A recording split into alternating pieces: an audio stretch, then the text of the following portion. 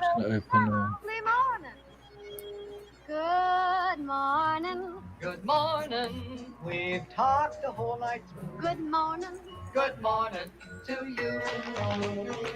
Good morning. Good morning. It's great to stay up late. Good morning. Good morning to you. Hello, everyone, and welcome to the Morning Roast. And I am, of course, your host, Mr. Kino Subway. And in case you didn't notice, we are missing our Canadian co-host today because he must be snoozing again. But that's okay, because today we have special guests, Mr. Karl from Merry Boys. Hello. And Mr. Peephole Circus. Morning. Afternoon. Whichever. Yeah, whichever it is. High five, people. I guess you could say this is what, like the British invasion version of the Morning Roast.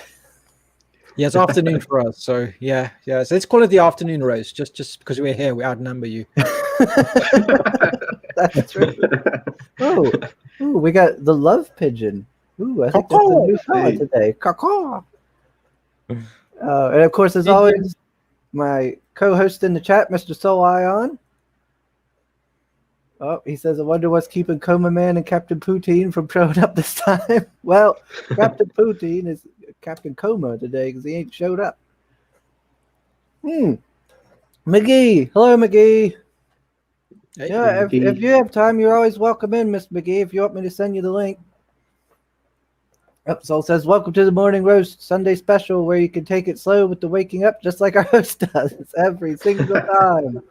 Good morning, Chris, Karl, Peephole, Circus, and chat. Morning.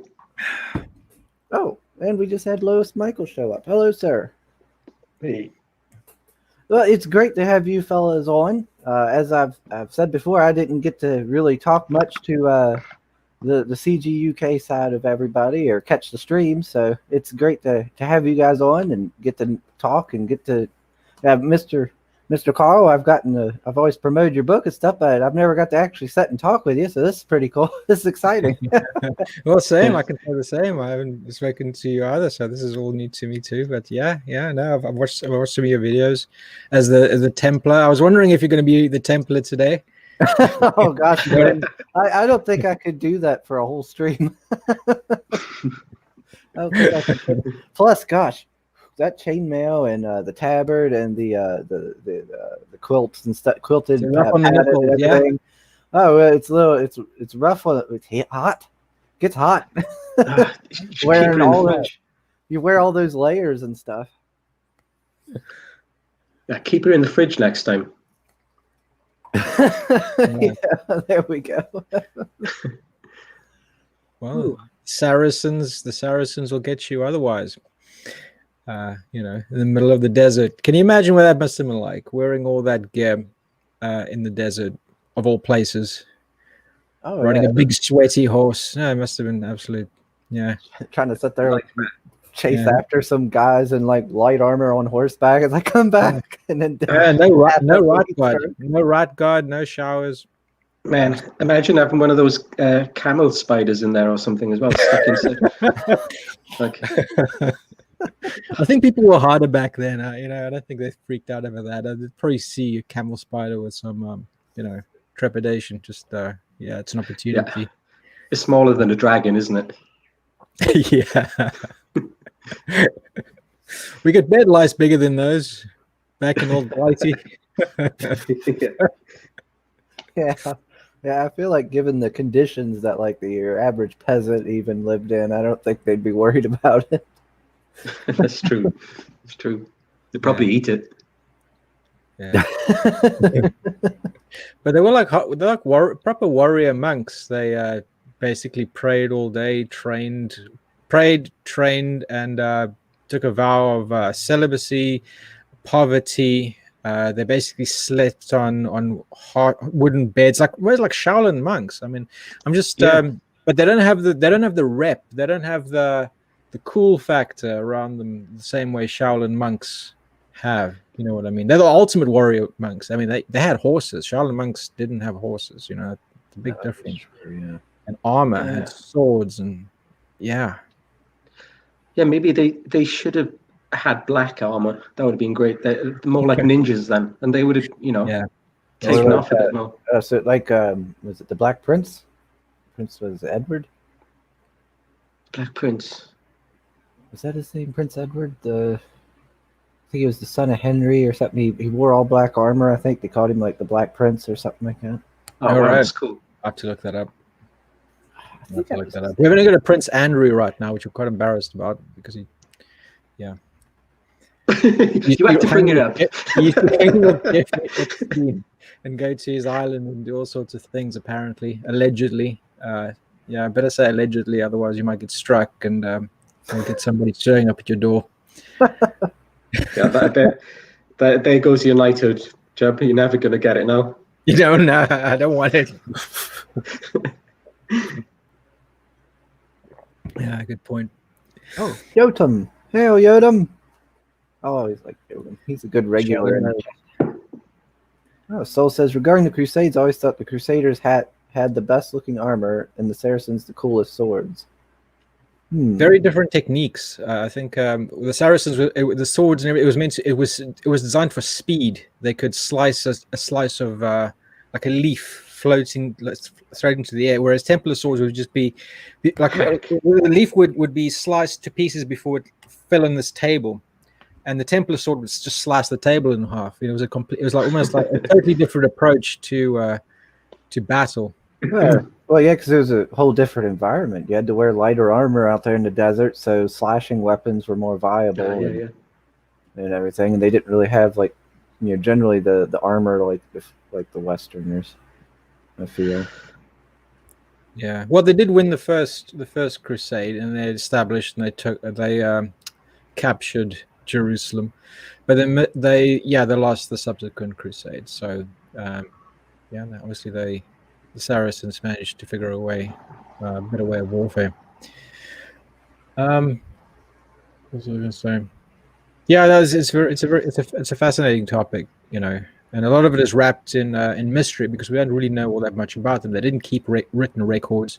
The names of the individual Templars were, of course, never recorded because they were monks. They were buried in unmarked graves. Because they were deemed to be, like monks, immaterial. As long the only important thing was the cause.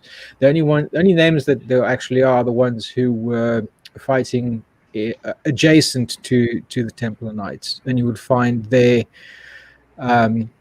stones and records of their accomplishments and things in the Templar churches, but not the actual Knights Templar. And it just gives a lot of more fuel, to the legend. Because it would have been really interesting to know what were their techniques, how did they, how did they train, all that stuff. Yeah, I got a couple books on the Templars that I like to read.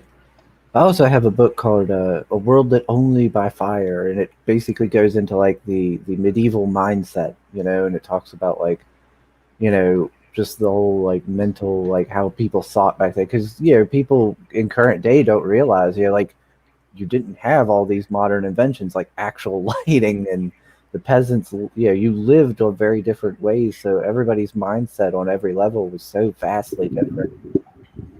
It's a fascinating read. How could as the most popular kind of knight kind of people, if you think about them now, is probably at this point in time at the end of the not Raiders of the Lost Ark, the third one. Sorry, I'm blanking. Temple of Doom, not Temple of Doom. You know what I'm talking about? Yeah, was it the Temple when he's there when he says you chose poorly and you chose well? Yeah.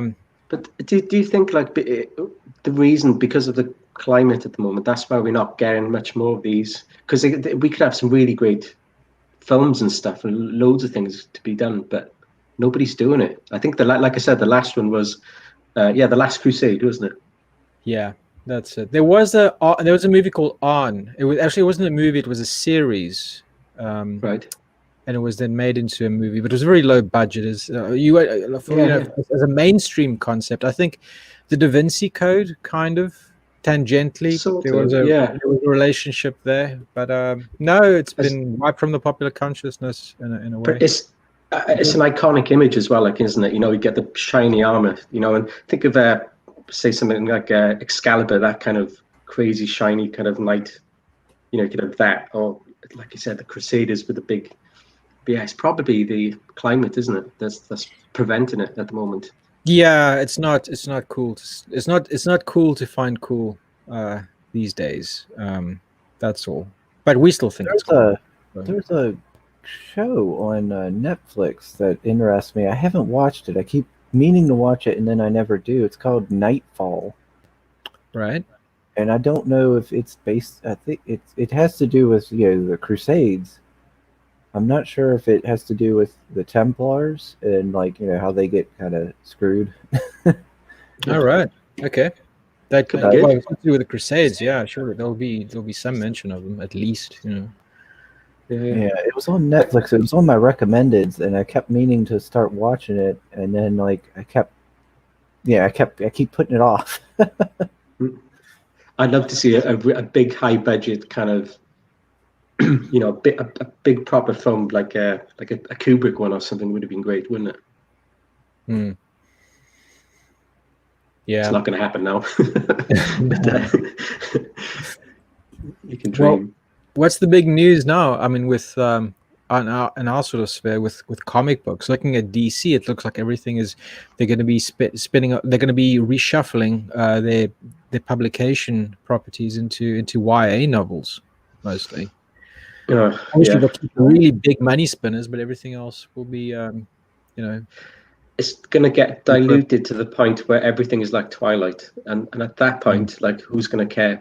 Once this fad is over with, like, what's next for them? They're going to have to start doing what we're doing. There's talk of the thing is with. Did you guys read Jim Lee's article on how they intend to reinvigorate comics? They're going back. They want to do something with digital comics, and But the thing is, they keep talking about this as an option, and I think the argument has been made. They're very expensive what they are, and people don't, if they can buy physical products. And I can understand why they keep them expensive, is because so that they don't tank the direct market. Because if you are going to start selling digital comics for 50 cents each, right? It might just crash the direct market completely and put a lot of comic shops out of. Unless it can be shown that these are not interchangeable, Yeah. I don't know. It'll be interesting to see what happens. I just could never get my mind around if I own a digital comic, I want to, and I like it. I definitely want the physical. Yeah. The thing is, out of principle, I won't buy the digital ones for the same price as a physical. No. I do the same with films and everything. I'm sort of stepping back from the whole thing anyway. Digital. Majorly. In all ways. I just find it really creepy that people write, draw, and consume comics on the same damn screen. Yeah. Sitting in front of the same screen. It's just demoralizing. It's it doesn't feel like real life at all. No. But, and like you can't sell that to anybody. Like you buy a digital comic, you get older, give to your kid or something. You just can't do that. It's impossible. Yeah, it's got no resale value. That's the other thing. Speculators market's completely gone. Possession is completely gone. You don't own that comic at all. You've got a license to view it from time to time. Yeah, that's one reason I don't. That's one of the couple. One, I don't like digital comics because I just don't like. I cannot stand just reading them. I need the book in my hand and just feel the pages, and it just feels easier on the eyes. But also because, like you guys just said, I've already had to lose the whole physical copy stuff with my games and stuff like that. I don't want to lose it to my comics. Because all it takes is like one person, on Steam, for instance, with my games, all it takes is one person at Steam to go, "You're problematic," and I lose like my whole library. Even worse when you imagine all was got really successful. We made our book. It was the best thing. Everybody loved it. It sold loads, and it was a classic. Everybody liked. It's only in digital. 20 years down the line, that can be altered.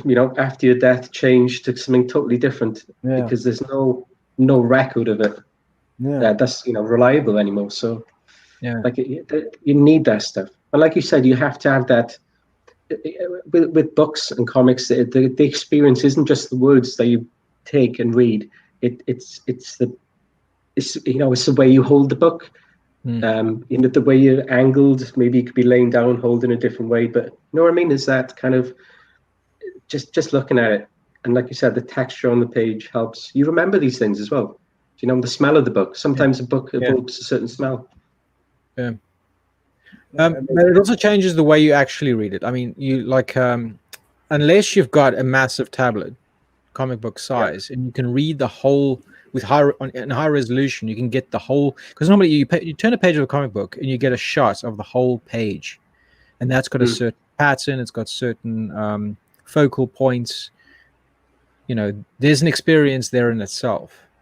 You don't. It's not like you're flipping through a series of frames, to see what's happening next, like an animatic or a storyboard sequence or something like that. You get the whole page, you get like that, and then you start, and then the next step is, then you'll go from panel to panel to pick out the story, right? And with digital comics, that messes it up. You can't do it, because you don't get that full screen shot. You can't see everything in focus, or unless you've got a tablet that could do all of that. Mine can't. I've got something decent. It's still, it's just not the same. No, it's not like, what it's like. You get a book, a comic book, or whatever book, and within even less than a second, you can look at the cover, flip it over to the back, you run your thumb through it, and you see all the pages, and then you pick any random page. That's like loads of clicks on a computer, isn't it? Yeah. When like I said, it's 2 seconds you can do that, and that's to sort of put you in the mood for the book just before you read it. And there's nothing quite like it. What I like doing. Like, you get a new comic, and you give yourself. It's almost like Stendhal syndrome, just like this, like a sugar rush. Just looking at all the colors and stuff, flipping back, looking through it, flipping through the pages. You can't do that. You have to digest one little bit at a time. You can't. Senses the same way. You just can't do it. And you take that element away from like a comic book shop. But for example, when you buy a comic, you go in a comic book shop, you lift it up, you look at the cover, and and books they have there, graphic novels and stuff. You pick them up. Like I said, you make your mind up within, you could do it within 2 seconds. You can go, one, I don't like it, you put it back, pick another one up, and if it holds your attention for 5-6 seconds, and you start looking through it, at that point you've sort of made your decision, haven't you?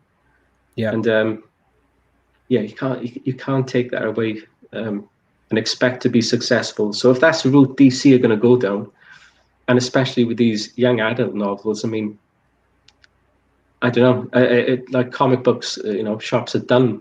That's the kind of book you go to Waterstones for, or whatever you get in America. Yeah, but playing devil's advocate, I mean, I think that they have finally put a number on the actual, revenue that's been generated with digital sales, and it is something significant. I think it's like 9 million, something like that. It's people do buy them, right? A lot of people say, okay, well, I don't have any more room for all these damn magazines. Wife's on my case. I have to figure out something else. So that's what they do. They just they pay it and they get on with it. So maybe. Sorry. Yep. Yeah, I was just saying, isn't Comicsgate up to 10 million already this year? Are we? Last look, we were about 3.5, something like that. Oh, I thought we were. I'm not sure. I'm not keeping it. Wow. Maybe the goal was 10, then I can't remember. But the goal was 10. The goal was 10. Yeah, the goal. But 3 is good. I think they were saying 10 million was the goal. Yeah. 3 or 4 now, between 3 and 4, because we definitely hit 3. I've just been on a long holiday to Poland, so I'm back, and I've just not been on social media that much. I haven't been keeping up with anything, so who knows? Maybe did anything big launch in the last while? John Malin's did. Yeah, I don't know. What's it? You went to Poland? Yeah. Oh wow, that's nice. We're close to everything here. Well, everything in Europe, obviously. So Poland is about 2 hours flat from here. So it's you just pop out. Oh, that'd be awesome. It's really crap when it's a world war running though. They can bomb you after 2 hours flat. Just do a quick John over, drop some bombs. Get back in time for a cup of tea.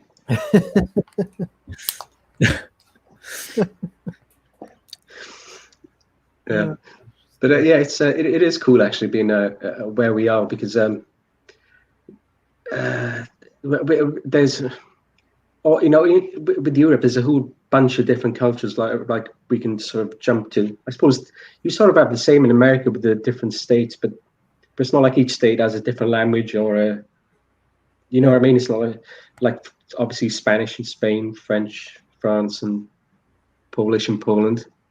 Yeah, But it's cool. Yeah, I remember seeing people post stuff like, oh, they're like, I don't know, in France or something like that. And they're like, oh, I went and took a 2-hour drive and now I'm in this, whole other country and we're just hanging out here. And I'm like, oh, man, that sucks. Sometimes I'm like, man, I wish I was over there in Europe. Like, it's all that history that you could just that's at your fingertips. I know. The worst part is I say that I'm sat here in my chair every day, and I'm looking on the internet, going like, "Oh, I'd really love to go to Florence. Like Florence seems like such an amazing place to go with all all the art and like just insane the amount of stuff there." North and I'm Italy, like, one day I'll go. No, what am I doing? It's hard. But the thing is, that I actually heard in the northern Italy, in Rome, it's back to normal. That was the flashpoint for COVID in Europe for a long time. They were really suffering now, and everything. I think it's either they're just disregarding their regulations or things are actually back to normal. I don't know. Yeah, I had heard that they were being hit pretty hard because they had like a higher percentage of like elderly and stuff there or something. Oh yeah, probably. Yeah, good point. Is what they were saying. Oh, Aaron's here. He says, "Hey, just stumbled on this channel. I don't like the guy with the beard." Shut up, Aaron. I was just checking my chin to see if I'd shaved then. I was like, Soul says, "Hearing the word French without Sim being in the room is just not the same." I know, Soul. I know, Soul, but he's always in our hearts. Does Aaron, he speak French? Aaron, do you want in here? Yes, he is French Canadian. Yep. Yeah, from what I understand. Ooh, he says Florence is pretty sexy. Okay. Yeah. Who is she, by the way? I must send Aaron a link to see if he wants to come in. He might not. But yeah, I've always wanted to go. Like I've always wanted to go to like Germany or England or Spain or just all these places with such deep history and stuff. I'm like a huge military history nut, and to go to like some of these museums or to the castles or stuff like that, I'd be on cloud nine, Yeah. A very interesting app that we've got over here. It's a government website that shows you random planning information, but it also shows you where all the bombs fell in your town during World War II. The Good Friday bombing, and I was looking through this, and I saw, okay, the place I know, there was a high explosive device just over there, like 2 streets down from me. There's an incendiary device just 1 street down over here. I'd have to go around the garden and see if there's a bomb shelter somewhere. Wouldn't surprise me. People did. Yeah, it's crazy that. And like you mentioned, the castles, like you can't throw a stone without like hitting the castle. There's one literally just down the road. Oh, that is awesome. Yeah. Yeah, like the thing we got here is like I got like Gettysburg, for Civil War and stuff, but that's about it. You've got White Castle, don't you? Burgers. Oh yeah, there we go. I don't even got a White Castle nearby. Do you know what? I really want one of those White Castle burgers. They look delicious. I can't get them over here. I've never been to a White Castle. The rest. I guess you'd call it restaurant. I've just had the White Castle, just the microwavable burgers that you get to store. I'm sure it's nothing like the real thing. I feel there was a pretty but good though for what they are. And I was looking up, trying to find them over here. I can't get them. Sorry, I'm changing the subject onto bloody burgers from That makes Castles. me hungry. Oh, it doesn't matter here. we just roll with whatever happens. Aaron says talk about bombing. How about Chris on this stream? Shut up, Aaron. Get out of here. Peep, is your Indiegogo still running? Oh yeah, it is. Yeah. It is for a little while. I've got a few things to figure out at the moment, but yeah, it's probably up for another. Are you talking about your Phantom Mhm. Indiegogo? Yes. Yeah. There we go. This one. That's it. Yeah. Sorry, there's cars coming by. Peep lives on the street. We don't Oh, talk. it's okay. Yeah, it's daytime. cat. I think. The cat. He's actually a busker living in Wales. The cat is because you keep mentioning the cat. The cat is like Yes, prop. Yeah. my cat is awesome. He kills a bat the other night. There's I don't know if I should be worried that he caught a bat. I don't know Bat? how he caught it. Yeah, a bat. He caught a Crazy. bat. bat. Yeah. What? You got a bat there? Well, I used to. Not anymore. Baseball bat or cricket bat? A bat. Like they eat in. I'm not going to go there. Oh God. Yeah, I've had wild bats show up in my house before. I had to take them down. They were just flopping around and freaking my mom out back in the day. God, the crazy things. But your Yeah, cat. Whenever I see a picture of Peep's cat, he's got a bird or some sort of defenseless little animal in there, and I'm like, this is Yeah. hardcore. He's a like proper hardcore hunter out there. He's a beast. He's a big cat too. Yeah. I'm training him well. Yeah, sorry, I'm talking about bats. I should have been saying in my book. Yeah. So what It's- is Phantom? It's an art book. Since I started getting into comics, I was starting drawing more and like looking into comics, and I think I decided at some point I'm just going to try and work in my style and try and figure something out. So it's like a whole bunch of things that I've done over the last year. These ones. Oh, okay. Sort of collected them together into an art book. I thought it'd be a good way to get into Indiegogo, figure everything out, and get off my arse and put something out that I've made. Very old, like 2000 AD sort of vibe, when there was still like Dermot Power, Simon Bisley, when they were still painting everything, painting panels. That guy looks so smug. That's it. He's all weird, and he's in front of this weird picture with all kinds of. I slip in a lot of symbolism here and there with things, but I don't like to say too much about it. I don't like explaining things. I think they are what they are, and I like that kind of way of doing stuff. Buying Peephole's book, you know why it's a sigil opening a doorway to another dimension hidden somewhere in the drawer. Hey, Sim. Well, Sim's in hello. Huh. Look, Right? Yeah, I'm good. Had some little stuff to take care of. Yeah. There's some repairs to be done in the house. Did you get done counting all them sheep? I answered at like 10 something when you said, "You awake?" I'm like, "Yep." Yeah. You answered, and then you stopped answering. You didn't say nothing until like 11, like 20 when you sent me a link. No. That's not true. Oh, no, okay. 10:43 to the link. Mm-hmm. It's a family argument. No, I said 10. At 10 I look here. It said 10:25. I said 11 like usual, and there was no response. What? Yeah, that's true. Yeah. Mm-hmm. But you can say I wasn't up. I just said what happened. Okay, so Got you there.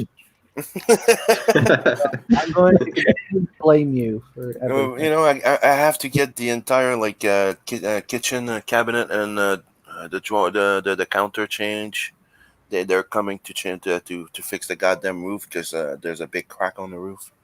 There's a few things that needs to be done. So the guy just showed up, going, "Oh, I need to take some measurements and make some holes, and there you go. Yeah, Love here. Sorry, yeah, guys. yeah. The fellas are here working on mom's side of the duplex. Well, working on my house here. They're working on the electric and everything. So if you hear any banging, they've been pretty quiet over there. So for right I wish there now, was some banging over here. I think we all wish for some more banging in our lives. Soul says still a better nose than the Chris drawing in Cybershock. Ha! Yeah. Thank you, Soul. Thank you. You know that I had That, to fix Aaron. with colors. Hate that, Aaron. So what did I miss other than the piss Chris? So much. What time does your shift start, Chris? I mean, if you do so you've been up for. So you started working early in the morning, like. I've been up since about 9:30 last night. Oh wow! Okay, so it's like an all-nighter. Oh man. Well, Hectic. yeah, I go into work at 10 at night. What? That's all right. Sam, I took a shower before I started the stream. Or Aaron, gosh dang it. That's what you say. I'm getting strong Kami Mark vibes of Chris. I think it's the bed.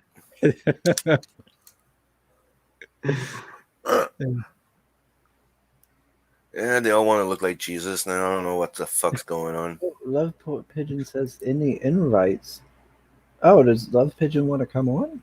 Yeah, check him out. Yeah, he'd keep on. Oh, I don't.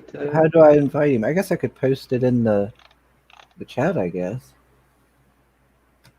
Yeah, check her in the chat. I thought it was in there already. Oh. It's time for some bang. There we go. I'll post it in the chat there if he wants to come on. Let's see. Saul says, Sim, we mentioned that the French were the weakest part of the Crusades. Again, I don't give a fuck. I'm not that type of French. I'm more fucking British than Scottish than fucking French. But thank you. That's true. Thank you for keeping it in, keeping me in my in your head. It's technically British. Yeah, I am. Yeah. It's like I have more of that than fucking French in my blood, and also more American. You're more British than I am. And just to leave it there, so I'm more American than a lot of a fucking American. How do you like my American accent? Look, just stick with your normal. So, hello, Love Pigeon. Hey, Jim. How are we doing, people? Good. Pretty good. I've had my coffee, so I'm relatively awake. I've had 5, I think. Oh gosh, I think I'd probably die. Talking about coffee, I'll go get a refill. Be back in a sec. I drank one of those energy drinks once, and oh my god, I about died. Oh, those things are awful, aren't they? I was going to refill my God. sec as well. Oh. Are we all making a cup of coffee now? You started a thing. Sunday but those energy drinks, I can't be dealing with them. Like they're so sweet, and they make you all jittery and stuff, and they're not good for you, are they?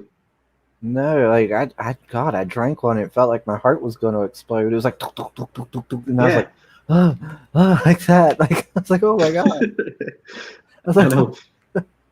And like the thing is, I don't know anymore, but I used to like really sweet like drinks as well. You know, I like that kind of stuff. Mm-hmm. But like these things, man, a couple of sips are like, and you wince like you're eating a real sour sweet. You know. Yeah.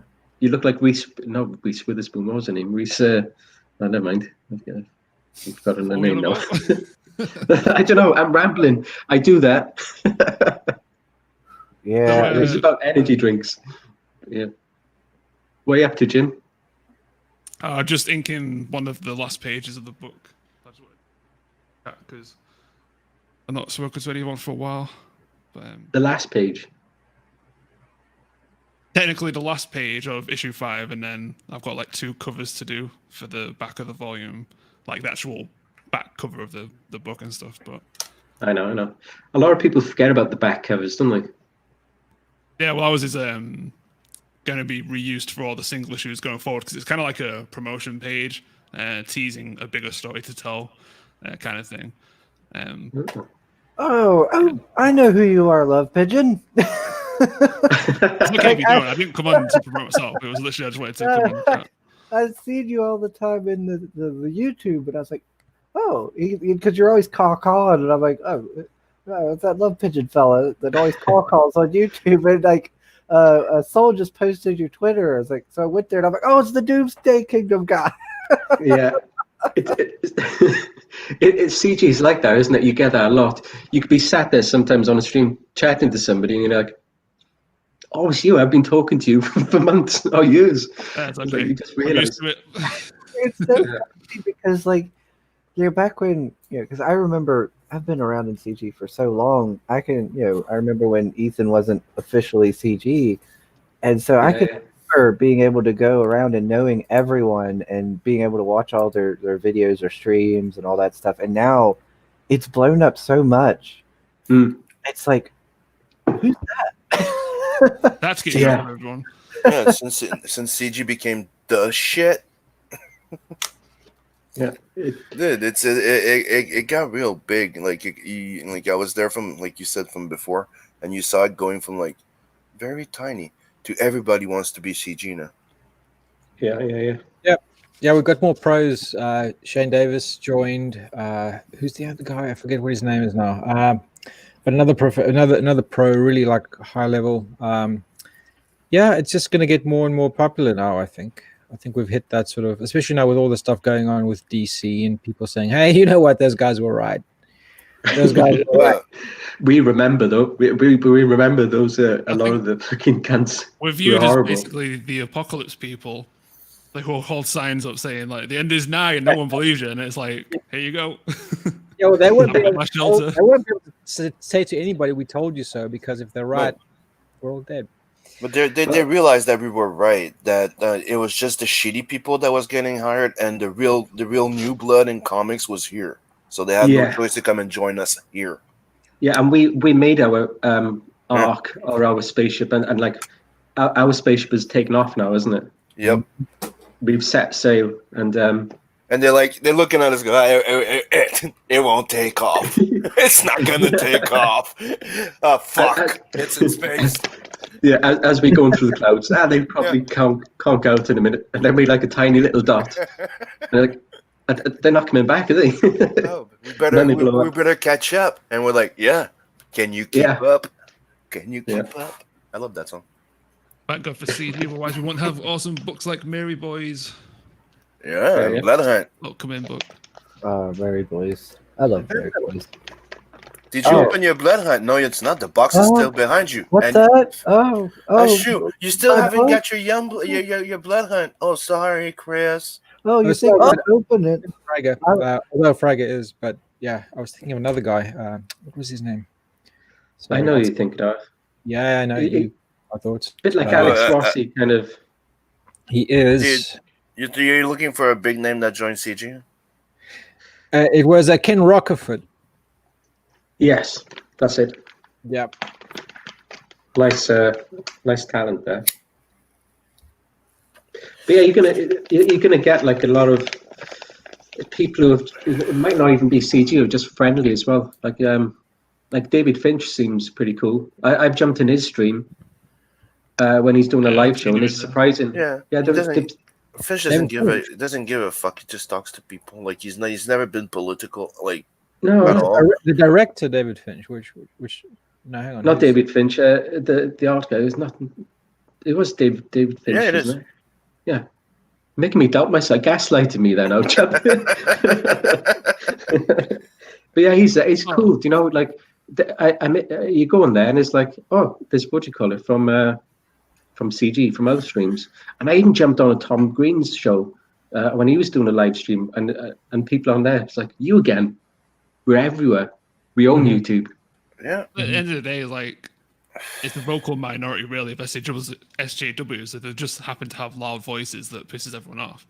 But like most people who do comic books are like self-contained people anyway. I think it's fun because we don't even have to be that vocal. We're like the peacocks. We don't have to say shit. It's just that we're good enough that we're attracting all the attention, and they're like, "Oh fuck." Gonna get stuff done. Mm-hmm. We're not just there huffing, puffing, or barking. We're just there doing the shit, and people are like, "Would you look at that?" And we're like, "Yeah." Yeah, and I think most of all, we're having fun. We're all having a laugh. Whereas the other side, like me, talking about just miserable about bullshit as well most of the time. It's the typical scene of like, looks like they're having fun over there. Yeah, their grass is green. Did you look at that shit? Like, look at the house. Oh, did you look at the play park? Oh, fuck, I want to go there. Everything. What else is green? That's CG money. And no, sorry, I didn't say shit. Yeah, no, it's whatever. Like, I've made peace with it that I'll never work for DC Comics. But then again, I don't want to do a YA novel. So can you imagine that Mary Boy's version of that? Would be hilarious. In the 90s, I was still going at until the 2001 or 2 or something. I was still going at cons trying to get in.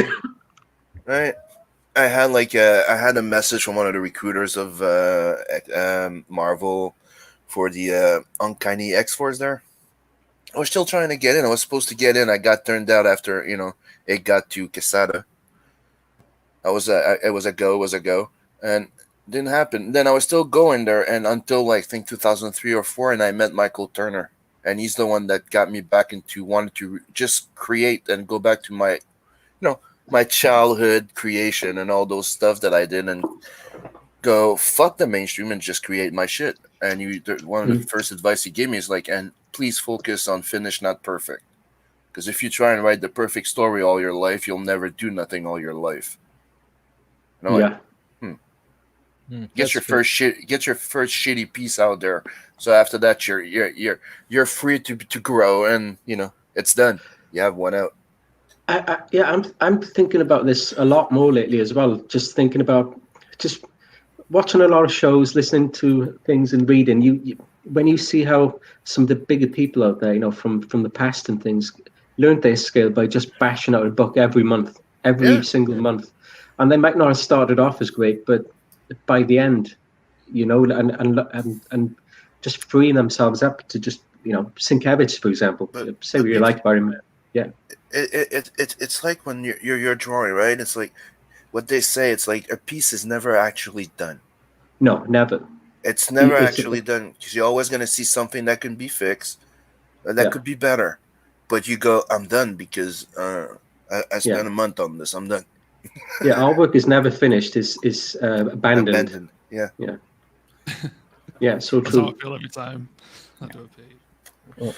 It's a nice way of seeing things. It's like it's not that it's done. It's just you decide that okay, it's good. It's good enough. I'm done. I've worked long enough on it. Because otherwise, dude, it's like working on comics.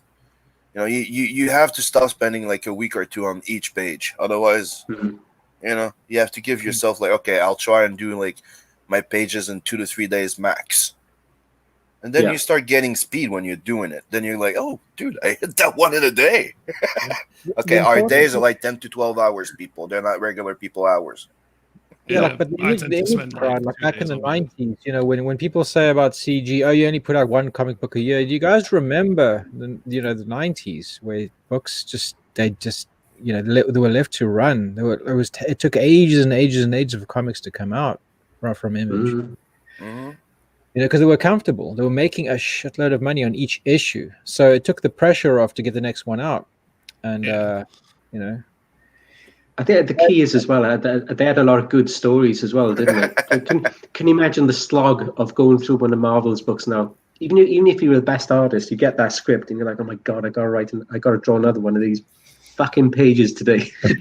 That's another reason I wouldn't want to do it, because it's like, okay, so you fought so long and hard to get here, to scramble to the top of the lowest part of the pile so that they will hire you for something. Then you have to draw something that's absolutely terrible, and you're like, this writing is, that doesn't, you'll still have to do it, and you'll have to keep that up for a number of years before, for you to raise your profile, and maybe you'll put on a title that you do like with a writer that you do like, and it's just like a never sort of system. You do your own comic book now, build your own audience now, get better at writing and drawing now, and be happy. That's one of the things I like to joke around with. Like, my bro laughed his head off when I first told him, goes, dude, how the hell do you do it? Like, manage, like, you write and you draw the same thing, right? I'm like, it's not that easy, because I get pissed at myself a lot and I hate myself a lot. It's like wearing two hats. Like, right now I'm writing. So when I'm writing, I have to kick that ass of the artist in my head that's like, I don't feel like drawing this. That's going to be shitty. That's going to be shitty to draw. Yeah. And I have to put that head of like, I don't care about what you feel like drawing. I'm putting everything that's fucking cool. Then when I put the other hat on of the drawing, I'm like, fuck, I'm a fucking ass. And it's joking around, but that's how it is, because you have to put that aside, especially when you're writing, because otherwise you're gonna go like, well, I'm not gonna write a big scene with 200 people in the thing. We're gonna make it now. No, all on horseback, shuffling cards. Horses to save my life. I'll never ever have a story with horses in it. That's it. I've thought about it. Then you go like, you get this thing. I'll be cool on his horse, like a death dealer or something. I'll make you a robot instead. I hated drawing cars and a whole bunch of backgrounds, and I created a comic with Gad called Crash Course, all about cars and backgrounds. And it's one of the first things they tell us. You don't like something, right? Step out of your fucking comfort zone. It's going to be a hell of a ride, but at the end, you're going to be happy about what you've learned through it. Mind you, when they did Tank Girl, the comics, they specifically set us in the Australian desert so that Jamie Hewlett wouldn't have to draw buildings because he hated them. So it's just like random shapes and dunes and rock formations and things. Much easier to draw. Yeah. It worked. It kind of because it works. It's certain, like you said, though, sometimes you can have an idea and like to put something in it, but then you think your style. The thing is, you don't have to work against your limits. You can work with them and still improve. But it's problem solving, isn't it? Most of the time, most of the days is problem solving. That's what I was gonna say, because you'll write it down, going like, oh fuck this, I'll write it down. I'll hate me when I get to drawing it, right? But sometimes when you take the step back after you're done writing, or when you draw your layout of your drawing, right, and you'll be hitting it like 25 times because you're not really pleased of that exact pose or something. There's something bugging you. You take 5 minutes off, you take 15 minutes off, you just put it aside, do something else that has nothing to do with that, and then you come back and you'll have that new vision and you'll hit it really goddamn quick. So it does the same effect sometimes. You'll go, that scene, I'm gonna hate drawing it. But in your mind, from the time that you wrote it down and you'll get to that page, you might have found a better way of doing it. A better idea of selling that shot that you won't hate. You won't want to commit suicide. Yes, you do. It is like I like to take that break and the other thing is like stepping back away, because like most of the time your face is pressed. Like I learned this when I was just doing painting, because I'm starting to use an easel instead of using my drawing board. So it's a lot easier to stand up and like draw something, then just step back a couple of meters, have a look at it, go and take a shower, and then come back to it. Stuff like that helps, doesn't it? Because even though you might not even be drawing or working out, some of the most productive times is when you're literally just staring at a wall and your mind's ticking over. So I always try and force myself to do layouts and stuff a day before I plan to like ink it, and then at least I can come back the next day and like, oh, this can change. Or most of the time I get ideas based on what I've done when I go to bed as well, because it's like that's when you're like most comfortable with yourself, and then I end up not sleeping because I've come up with like 10 of 1,000 ideas. that 5 minutes just before, do you know, as you're laying there, just before you're about to fall asleep, and that 5 minutes window there, that I do get a lot of my best ideas in. And you forget them all by the morning. I always voice record or write them down now. We got a question from Soul for Sim. Yes, you're right. So it was supposed to be in CG Jumpstart, and I don't know if it's ever going to be out. They're saying they're working on a new version of it. I haven't heard anything from them or it yet. So, but yeah, Crash Course was for CG Jumpstart. All right. Now let's kind of veer back here to Miss the Phantom book. Take a little break from random talking to do a little random shilling. Do you know what? It does. What we've been talking about is sort of what Phantom was. It started out as a zine. I thought, right, I'm going to put something out. Just like you said, get on with it, put something out. It evolved over time, and I thought I don't have to just be inking. I don't have to ink the traditional kind of way people ink. You know what I mean? And the whole thing was like this journey of trying to guess somewhere. I really like the shapes that you use for your figures and the faces as well. Like, I have one of my friends that one of the first image. I have one of my friends that one of the challenge he did is that he did a drawing like every week or something, like once a week. Yeah. But we use something different to ink, like a feather, a piece of wood, or and just anything you can come up with, and just dip it in ink or something and draw with it. Yeah. That's what I've got here. Like I do actually. I have bought my first time I did buy a Winsor & Newton brush for like I think Series 7 was it.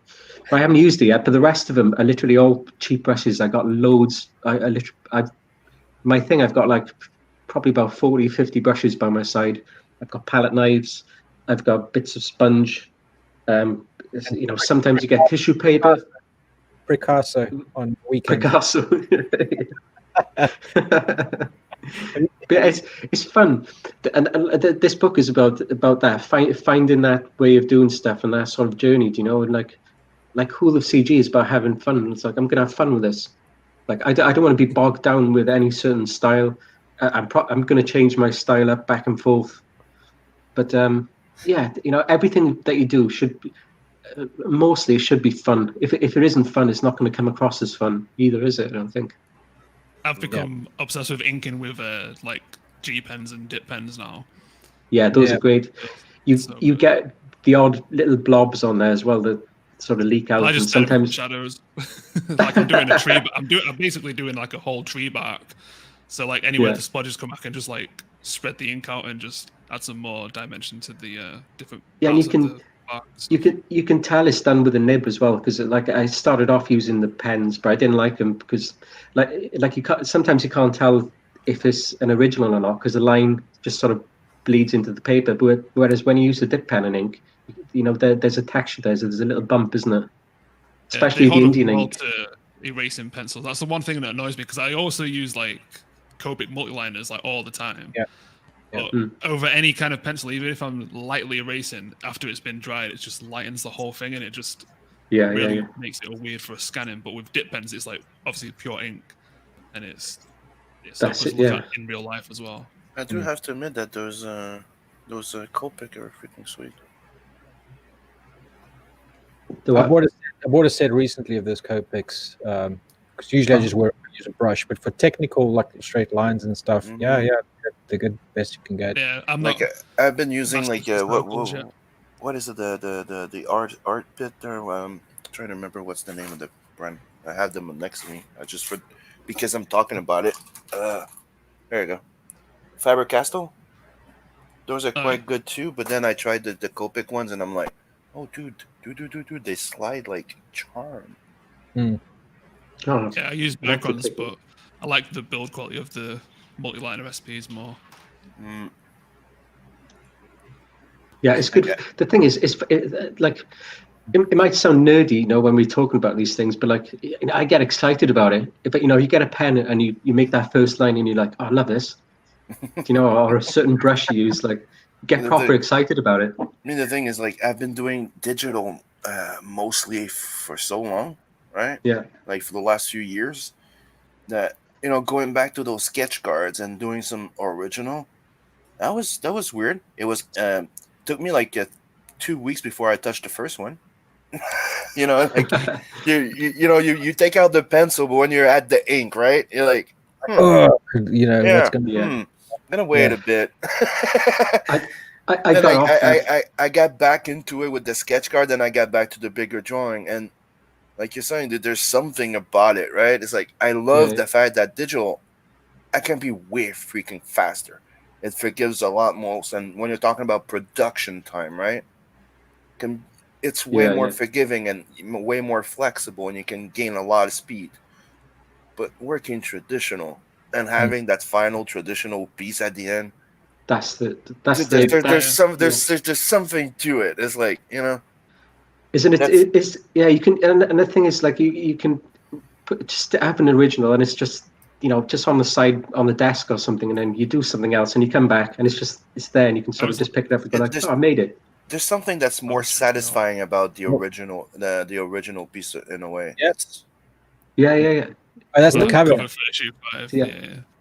This was my first time using like Copics and stuff like that. But all right, just something about having it in like real life is a lot cooler because I like digital as well, Sim. I'm always like struggling to decide whether or not I do the comic in digital or traditional. But after times, like, even though people get like a physical book, for me doing the artwork, I always feel like the artwork is kind of throwaway because it's just a digital file. So I like seeing the black and white stuff, especially because obviously that's what most of us work in first, which gives me that conflictingness of like, do I want to do traditional? But it's also a time thing as well. Like sometimes just doing digital is faster. But well, right now I'm sure I got back into like I bought like $200 of markers when I did all those 200 sketch cards and all that shit, right? And I tested a few out because it was like, okay, I know these. I used to use the Stedler ones and the Micron ones like a long time ago, right? And as soon as I got in, I tested a few, and I got the Faber-Castell because I thought that so far, other than the Copic ones, they're the top ones because you have the brushes, you have the C cuts, you have everything in your packs, right? So it's kind of freaking cool. But I do miss using a brush and a G pen. I really, really like using those stuff, but it takes way more room and a lot more space, and I need to get rid of some kids and get the house to myself again. Yeah. I'm always having to move the ink pot out of the way of the cats because they always try and get on the desk. Mm-hmm. Oh, it's in my plan. It's in my plan. Next time we move, we're getting a bigger place so I can have just a studio with all that shit because I want to get back to traditional, dude. It's yeah. It'd be nice to have you look back at some like other artists. I think it was Francis Bacon's studio and Freud's as well, and it's just a mess. So they just can walk in the dressing gown or a pair of pants, and they don't give a fuck. Is paint? They're literally like testing the paint on the wall. Is it coming out all right? And getting on with it. That environment is great. You guys know Inky Bilal, right? Inky Bilal, yeah. Inky Bilal, yeah. Dude, Did you see that video on YouTube where he walks through his studio and he shows his work? Dude, I see those type of places in there, and I'm looking at it and I'm like, it's like looking at the big, toy store when you were a kid. You're looking at the place and it has all the toys in the goddamn world that you want to live, you never want to leave. This is what it looks like to me when you look at that and Bisley's freaking warehouse, the freaking garage where he works. Dude, you're like, brilliant. I want that. I want that. Is that video with Bisley where he's painting the Joker's face? Yeah, dude. Yeah, man. It's great. And the thing is, like, it's dude. I like the fact that he starts the freaking painting and he breaks every fucking rules of painting and art because everybody's like, oh, you'll never fucking start something with putting everything dark, dude. He puts it fucking full black right before he starts painting. You're like, right at the end as well. He's like squeezing oil paint from the tube, isn't he, for the highlights? Big massive blobs of white. You're like, what the? It's going to take him years to dry. But Dave Dorman, who did that, he's a well-known Star Wars artist, but he also did something for the Expendables graphic novel, your boy Zach. That guy he did a video for No Mon Workshop where he explains his process, and that guy also just he taught himself. He's completely self-taught, and he does an underpainting in oil paint, right? Yeah. And while the oil paint is still wet, he paints over that with acrylics. So Yeah, you can oil, and it's not supposed to work, but it does. you can get weird effects with it. I tried using the inks over oil as well, and it does work for like a do you know like water dispersers on skin? Like it has that kind of effect, which you could put that to use for something. Yeah, And, well, I mean, it doesn't have to be the whole painting as well. You could have certain, maybe actually, do you know what? That could actually work. Maybe you painted the skin in oil, just that part of it drawn, and maybe use the ink over that to represent. yeah, that good kind point. of, Yeah, that's an idea. Hey, by the way, has anybody used the Japanese tone that you cut into shape with a scalpel and then you stick it over your what do you call it? It's No, probably manga, Green zone. It feels zipper Green tone. zipper tone, yeah, Seems I'd love too to. finicky for me. I'd love to use that, but like, do they even make it anymore? They make it. It's just very expensive, and I was really keen. Like I've been watching some of Daniel Warren Johnson's videos. The guy, he did Murder Hawk and a few other things. He really, really, really good artist. He's probably one of my favorite mainstream artists at the moment. He's got everything is done traditionally, absolutely everything from the ground up. And when he does commissions, he uses this zipper tone. I think it's a Japanese brand that he uses and everything, but it's absolutely amazing. And I'm just I'm itching to try that for myself. I had like a small piece once and I used it. It was just a major ball ache, working with the stuff. But I just want to give it a go again at some point. Yeah, that's what I'd like to do as well. I'm looking at experimenting a bit more with some of the spray cans and some collage stuff as well. Mixing having like layers, bits of paper stuck on and paint over that, and stick something else on and paint over that, and then I don't know. I don't know what I can use it for yet. But there's so many things out there aside from a certain way of inking things. You have that Marvel way of inking, but it doesn't have to be that way. There's like that's where I'm at the moment. I'm just going, what can I do? What can I? What sounds like a good idea? Do you know? Well, you're already at the point where if somebody looks at your work, they can say, "Okay, that's Peepholes." Well, yeah, it's indisputable. You'll know. This is the best place for it. This is the best thing you can tell an artist, dude. Yeah. This is like the biggest compliment you can tell an artist. Okay, there's a limit where you're like, your art is so shitty, I know it's you. But this is not what you're saying. I mean, this is the biggest compliment you can give an artist, where it's like, dude, you got your own style. I can tell anything you do that it's you. And you're like, then I've succeeded. Yeah, that's yeah. With artists, the journey itself, isn't it? If I hear that, I'm going like, I need to change my style. And I think it's gonna, just for the hell of it, But even if you change it up, that's the thing.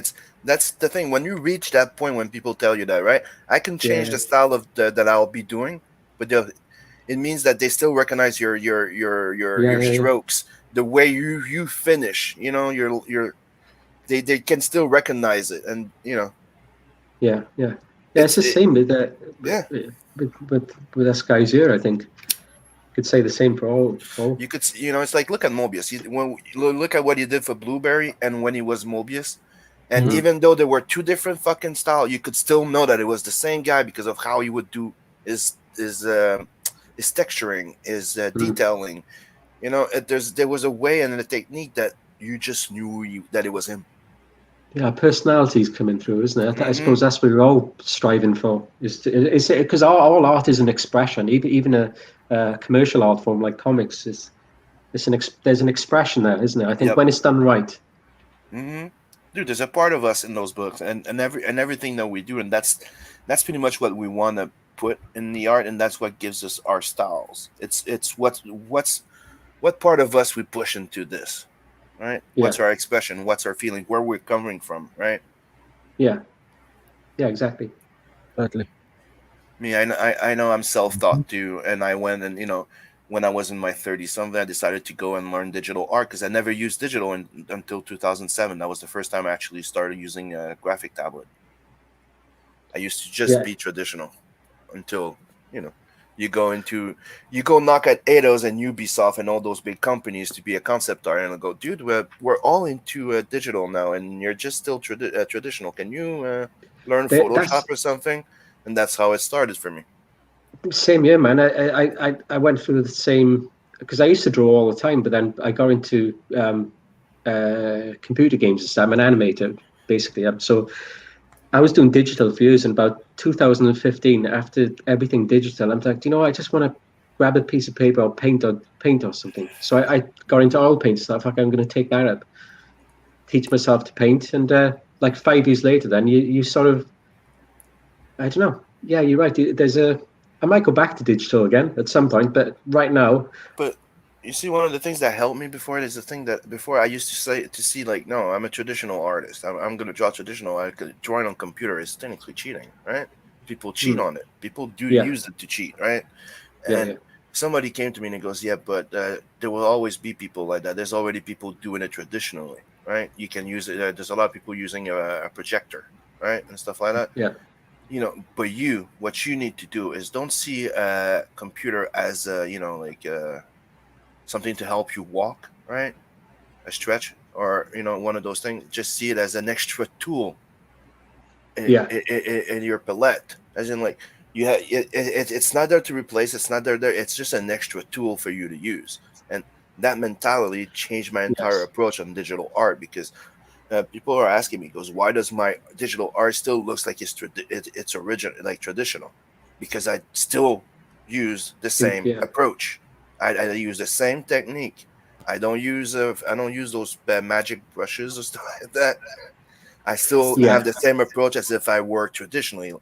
Like I treat my Cintiq in front of my screen like if it's a piece of paper. I use the G pen and I use those things like if I was drawing on paper. And to me, it what gives it still an organic feel to it. Yeah.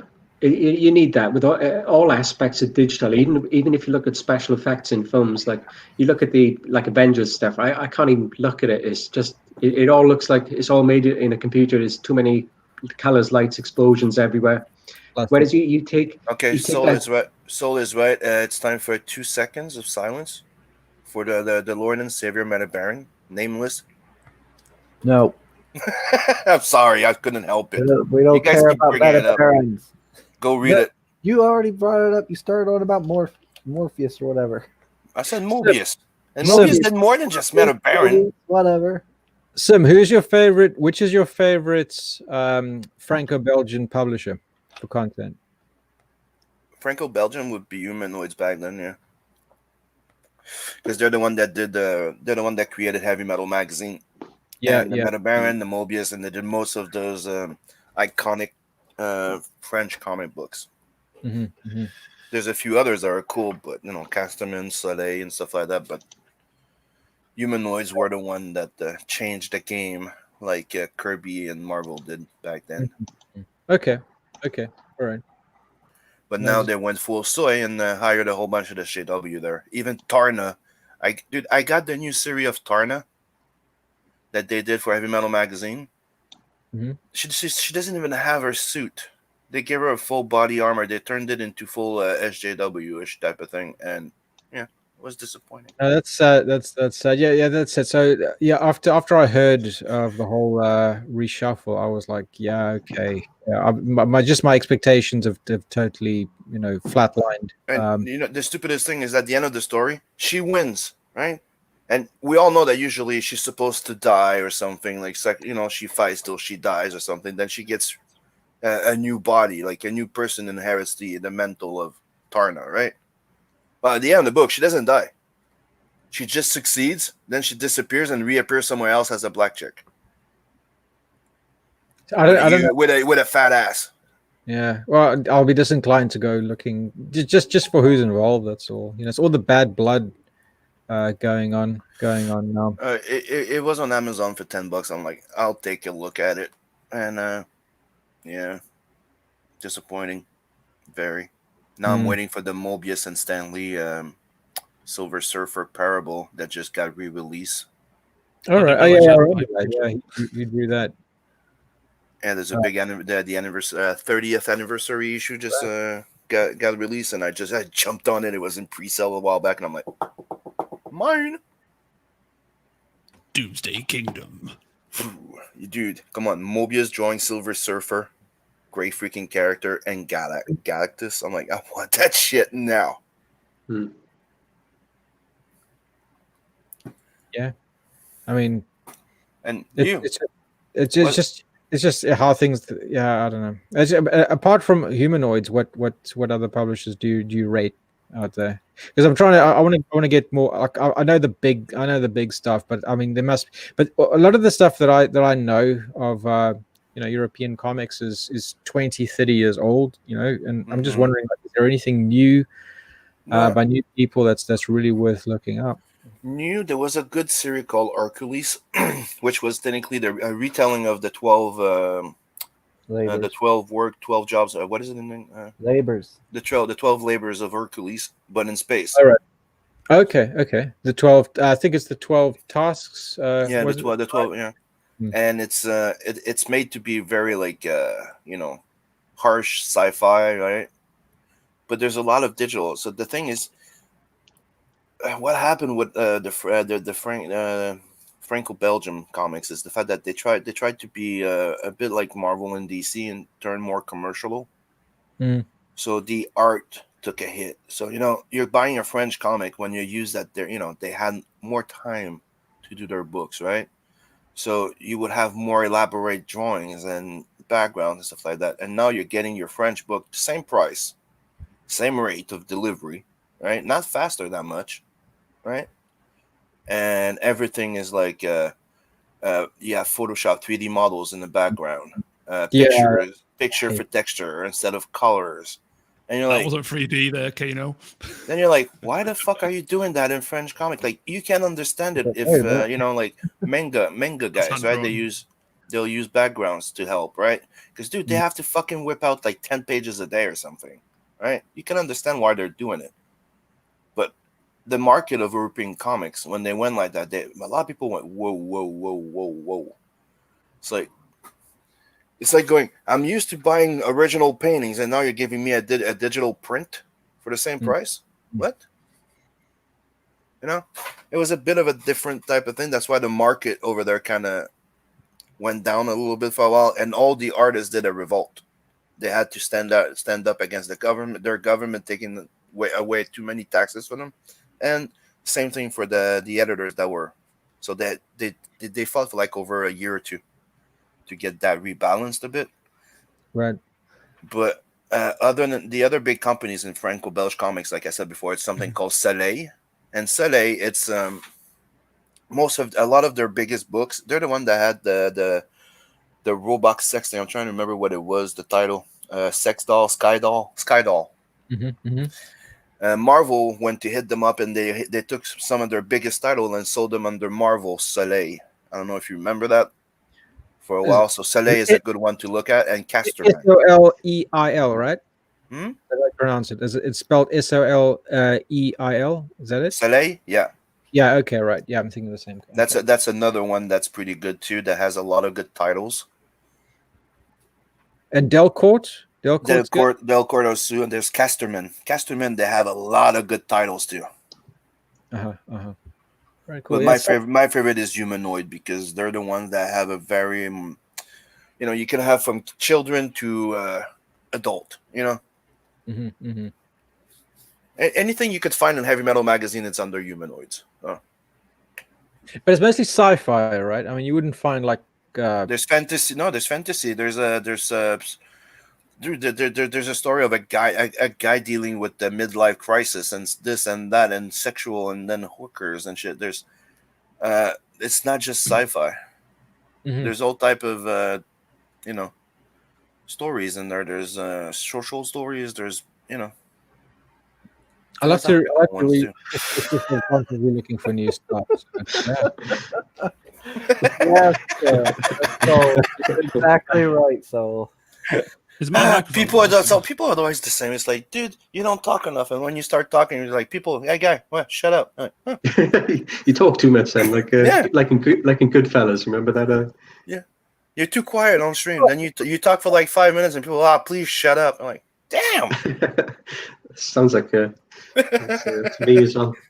It's just a regular roast. We just have fun. Red Serp said, "Good morning, guys. I'm playing close attention while exploring the wasteland. I assume you're playing Fallout 76 or one of the Fallout games there, Red Nah, Serp. he's playing Borderlands. Shut up. I hope not. You should play Fallout instead. Fallout 76 was okay. I don't know about 76. I never played it. Didn't really Horrible. interest me. I need to make a note about that 10 days left in demand message. I've just taken it off. It's no longer a thing now. I was going to extend it and then I messed it up because the extension system's a bit weird. You decided we're just going to keep it open now until the print files get sent off. So, Hey, yeah, well, hey, look, I mean, mine. I think I'm coming up to a year since I've launched. So in demand for something like several months. And I just don't see any reason to take it down right now. I need we have to. our own website, so we're going to put the rest on there once it gets printed. It was just the time thing was just because we didn't have that extra 30 days option. But some people have just been confused, like. Well, you guys are in the UK, right? So you got Titan Comics there. Check them out. They republish a lot of those French comics in English. I just remembered. Check them out.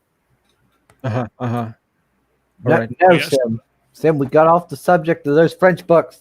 It's not French books. I'm talking about Titan Comics. It's British English. Educate yourself. I'm aware of that. It's too dangerously close to the French books. You'll get back on it. Well, yeah, you mean having English comic like the Brits, like 2000 AD being like heavy metal magazine? What you feel like you can't really like No, 2000 AD is good. I like 2000 AD. Yeah, you don't like the challenge? Some of my first stack of books was Road Trooper. Oh right, yeah. Great series, yeah. Yeah, they were great. Oh man, I loved those books. Too bad you guys don't have comics like that. And it had was it ABC Warriors in it? Oh, those were cool. That's what basically started off, wasn't it? Yeah, that's right. Yeah. Pat Mills is really good in picking out artists that with promise and giving them gigs on his books. And then later on he did the Horn God, and But he did Slain the Horn God before he got recruited at DC. That's what got him the job for the Batman and Judge Dredd thing.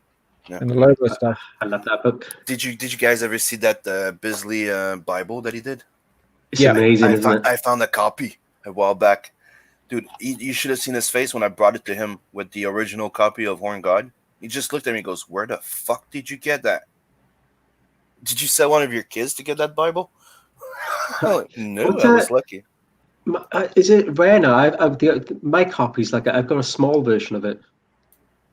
A small version of? Yeah. It's like a paperback size. Huh. Me, it's freaking huge, huh? Yeah. It's great though, isn't it? And illustrations. I've never actually paged through it. I didn't know it was rare. I didn't know. I mean, you'd think it'd be kept in print. Yeah. Talking about Doomsday Kingdom. Yeah. We have now I just wanted to point out we've got 2 stretch goals left, and then I'll be pretty much content because we are so close to 9,500, and that will unlock the last secret upgrade, and then it's the 10K one, which is the blood-soaked edition of the comic for everybody. So I'm really hoping that we get to that in the next week or so. Yeah, I've seen you almost hit the vaunted 5 figures. 10K there. That's cool. It was annoying because I had like family and friends in my workplace want the book, and I was like, I'll just do it from my card, and then they can pay me when the book comes. I didn't realize you're not allowed to do that because then 2 weeks later I got a refund of $400. It was just like, ouch. They were like, are you trying to commit fraud? I was like, no. Ouch. Now I have a question. Is this page here with the color in it, this is reflective of how it will look on the book? Yeah. This is issue 4's pages, because it's a collected volume of the first 5 issues, with the 5th issue not released yet until the volume comes out. And I do all the coloring and stuff myself as well. Right, so Like I have the. Let me just put my camera back on. See what the actual. Well, kind of based off this bloody camera quality. Okay, so this is Love Pigeon's book, right? Yes. Yeah. Okay. Caca! So this is issue 4 called Townfall, and then that very page. Uh-huh. The printers are so freaking good. Sweet. Dude, What dude, printer do you use? So you already have Take a all. guess. Mix them? Hell yeah. We Yeah, was we using Kablam before, and they screwed up the color print of issue 2. So ever since then, I was looking for a new printer, and I came across Mixem, not because of CG, it was because of a YouTube channel called Clown Press. They were talking about like printers for their books and stuff. And then we went with them, and I've been a huge fan of them. They also print in the UK as well, which is cool. You guys are lucky. You have Prixum. I have access to them too, but like I saw some of the Kablam books. They're not that great at all. You know, like Kablam printing, they're like, yeah. I've seen some of those crowdfunding books, and like since Mixem got in the game, I'm like, dude, the quality of the books Vinny came out with, and everybody since, it's been refreshing. As well. Yeah. Yep. I use them too. And the page feels nice as well. Because before I was telling people to, they should probably start using like my printers. And Transcontinental is one of them. That's why some people are using them. Like dude, if you're printing over 1,000 copies, you're dealing with them. That's for goddamn sure. They used to print everybody's books. But I have a smaller printer, and I was like, dude, you guys need to have one like those. And then people discovered Mixem, and I'm like, ooh, dude. And then when you check the thing, you can have UV spot, you can get everything, and the quality is not disappointing. And everybody keeps telling me that the customer service is awesome. So yep, even in the yeah, UK, they are really good. And the colors are sick. So we also tried out the glossy premium cover format that they do, and the cover stock alone for these single issues is already good and it's quite thick. But the glossy one, oh my god, it's like seeing them in a frame. It's so glassy feeling, and it just looks so good. It makes everything pop a lot more as well. Yeah, I have to admit that I did like their spot UV there, but one day I'd probably try it just to have that. What is it again? I think they have a second one, that special spot UV, where it's almost I don't know. I'm trying to remember what they call it. You have the soft touch, but there's something else there. You have the spot UV, and there's something else where it's even more shiny. So I want to do one where you can have the freaking metal shine. Glossy, Glossy the heavy UV, gloss. No, let me go. The Mixem, it basically says matte UV or gloss UV. Yeah, gloss just UV. like the regular spot UV. Yeah, that's the one that you can do the really reflective metal. And I'm like, dude, that would be so sick. Yeah. I remember those old Image comics that they used to have, like, Cyberforce, and all the metal would be shiny on the cover. Oh yeah. That's when I was still reading. Comics. Back when they were good. So I see you had you showed the book there that you had printed. Are all the books printed? And ready to just go? the first 4, because we have because we've been doing this independently for the last couple of years, albeit quite slowly because I juggle a day job as well. This is all made possible from our fans of Ronnie Hayes from the Make a Path Presents YouTube channel, which focuses on like zombie media, and he's been working on this book since it was in high school.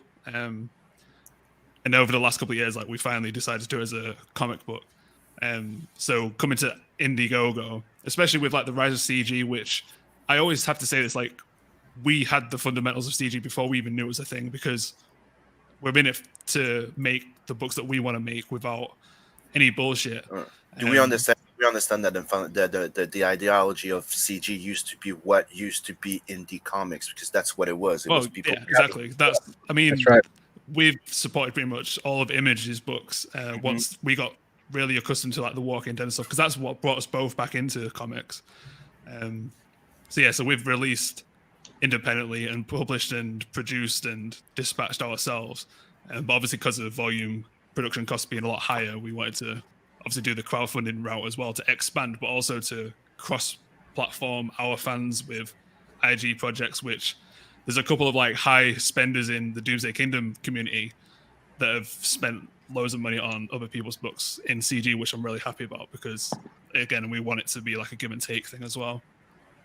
We're just excited that we've actually managed to get it as a collected book. Because again, like as an independent, you never know like how far you can take it, and we've been doing it for a couple of years.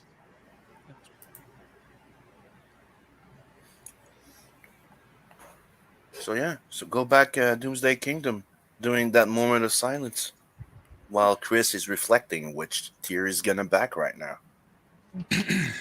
You calm down. What? I'm very calm. Where did I sound excited? It's the only day in days to go. Left in the man. Go, go, go, go, go. Now you tell me to calm down. Damn it. Oh, Red Serp says he's played Fallout 4. Yeah. Okay. That one's all right. Fallout 4's better than 76 anyway. Yeah, it's better than But 76. it ain't no I'll New give him Vegas. That is true. You know, I Fallout New bought Vegas was the best of the more. I bought Fallout 3. I bought Fallout 4. Never got to play, but I did play Fallout 76.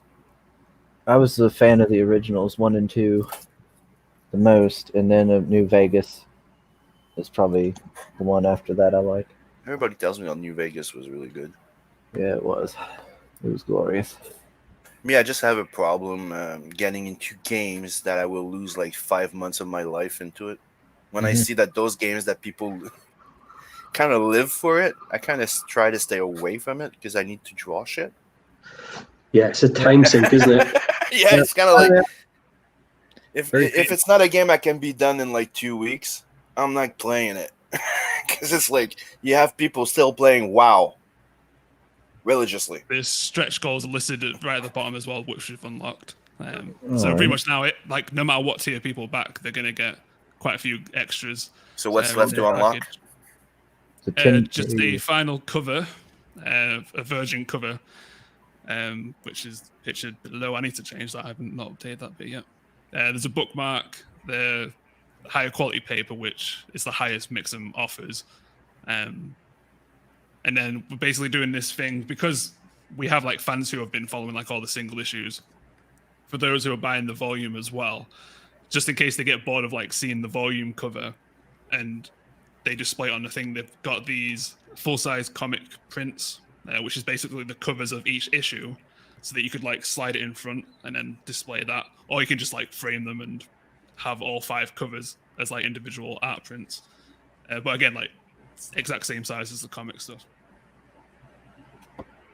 Interesting.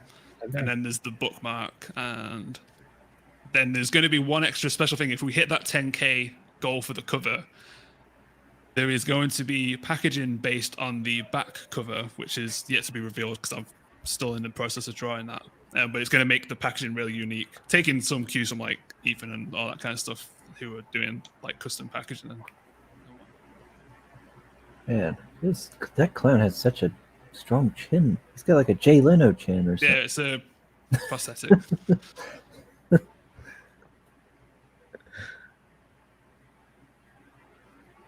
All right. Yeah, and as well, like the book is pretty much done now. It's just getting colored, and then the previous issues, because we've experienced things as we've gone along. Because this is both our first comic thing. Like he wants to redo some of the lettering, he wants to make some edits to the dialogue and all that kind of stuff. So even the people that have got like the original issues are going to see some changes in the book, so it's a little bit more fresh for them as well. But make this like the tightest version of the first 5 issues, the first arc's worth of story. Yeah, that cover's going to be cool when you hit 10K. Yeah. The cool little shininess. I didn't know you could put animated GIFs on them. Yeah, it's very convoluted. Because I did that because I was a fan of the Lucent comic and Michael.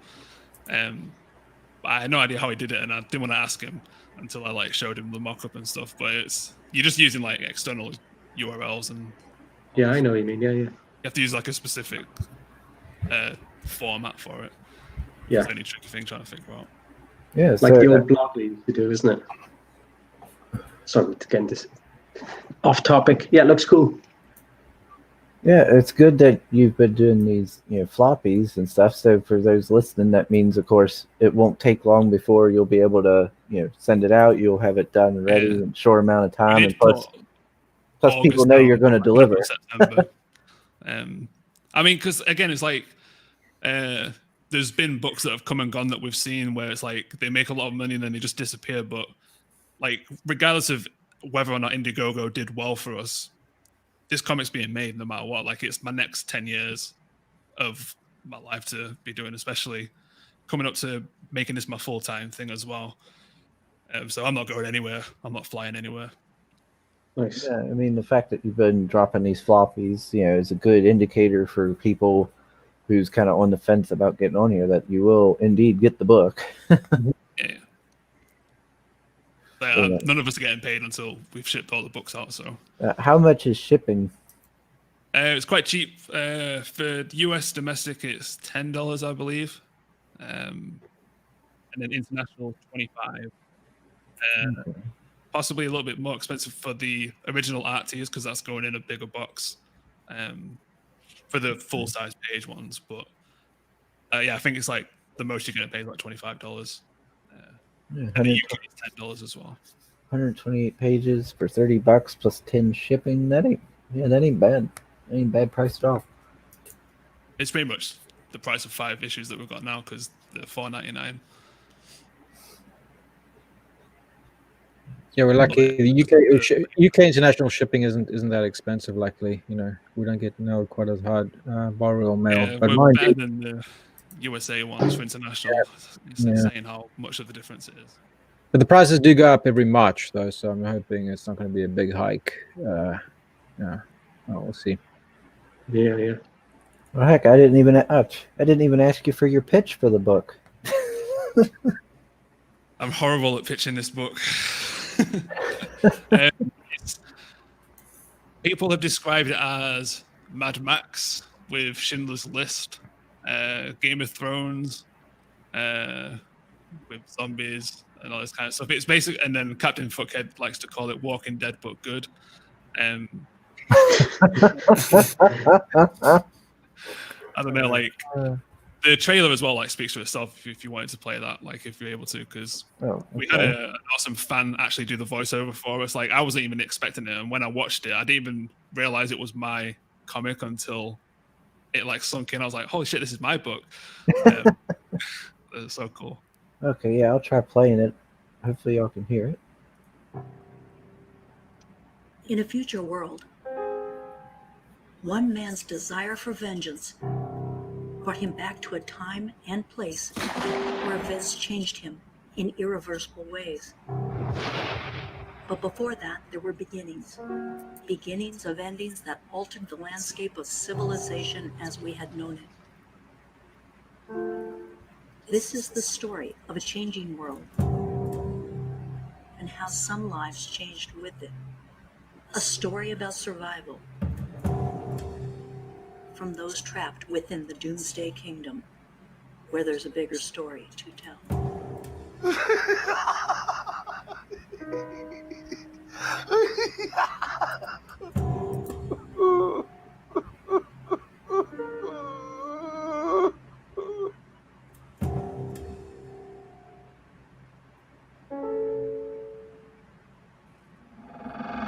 Now 100% funded with Indiegogo.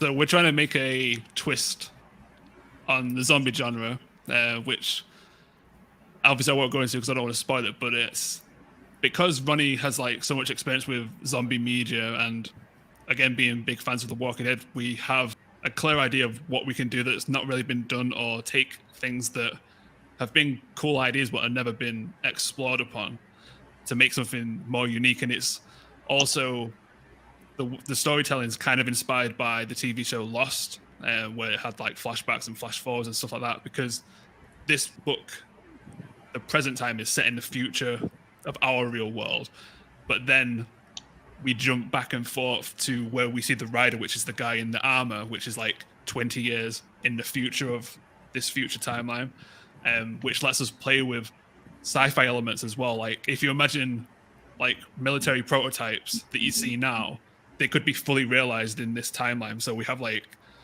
I'll say this is like an extra tease because we've only like mentioned it once, but there's a possibility of like Terminator style machines coming along, because pretty much everyone's communities are going to be in some sort of like war with each other, but everyone has like the unique ways of like dealing with zombies, and the zombies themselves have multiple stages to them. So it's similar to like Left 4 Dead, but I've never played Left 4 Dead, so I don't really know, but it's just a little a cool experiment for us to like make things a little bit more interesting than just like a standard here's zombies, you get eaten and you get dead.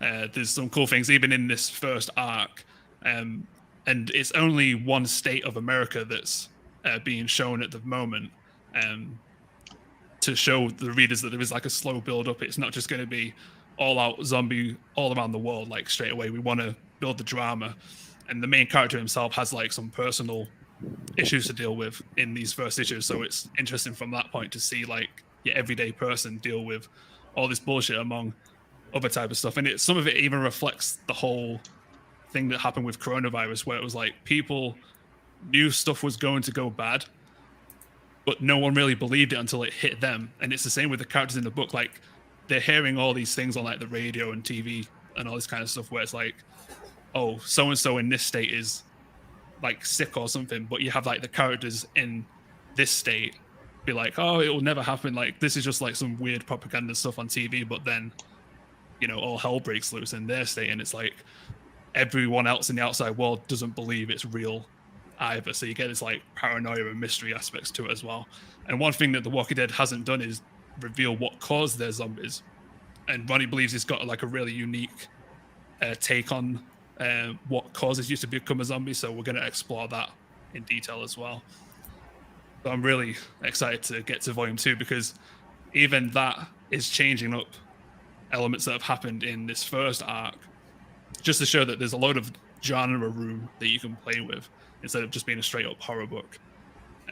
So I'm really excited to get this out so that people can look forward to the next one as well, and just keep it going from there. Cool. Yeah, you can do a lot with zombies, can't you? I love zombie stuff. It's a lot to explore in different ways. Yeah, I mean, there is lots of possibilities with it. It sounds really pretty interesting, actually. I might have to, maybe once I get my budget going, I might have to pick me up a copy. Do me a little review on it for the channel. I'm going to send you a preview link as well, actually, because I always do that with people that let us on. I like them to like get an actual taste of what the book is actually, instead of just basing it off the campaign page. But if Liam of Xenotypes was anything to go by, I thought he was giving me a roasting because I sent him the thing, and he was like, I need to talk to Ronnie, and I was like, oh crap, like but he really likes it, and so we're excited that at least someone within the CG has like read it and actually appreciates the storytelling as well. Sorry, I don't mean to drop Liam into it if he watches this, but it just made me excited because that's what I've been always worried about, because this is my first book. I'm already paranoid that I'm not good enough to be a comic creator anyway, but you see all these other campaigns that are doing really well. It's like I'm trying to compete in the same market, and it's obviously a little bit daunting for anyone to do that. There's going to be a lot of like nerve-wracking and anxiety over this, especially with your first book. But yeah, I mean, it looks solid. You certainly have a good solid layout here. That's certainly a plus. And I mean, it sounds interesting. It sounds like you're trying to do something a little more unique with the whole Walking Dead kind of genre, I guess you'd say.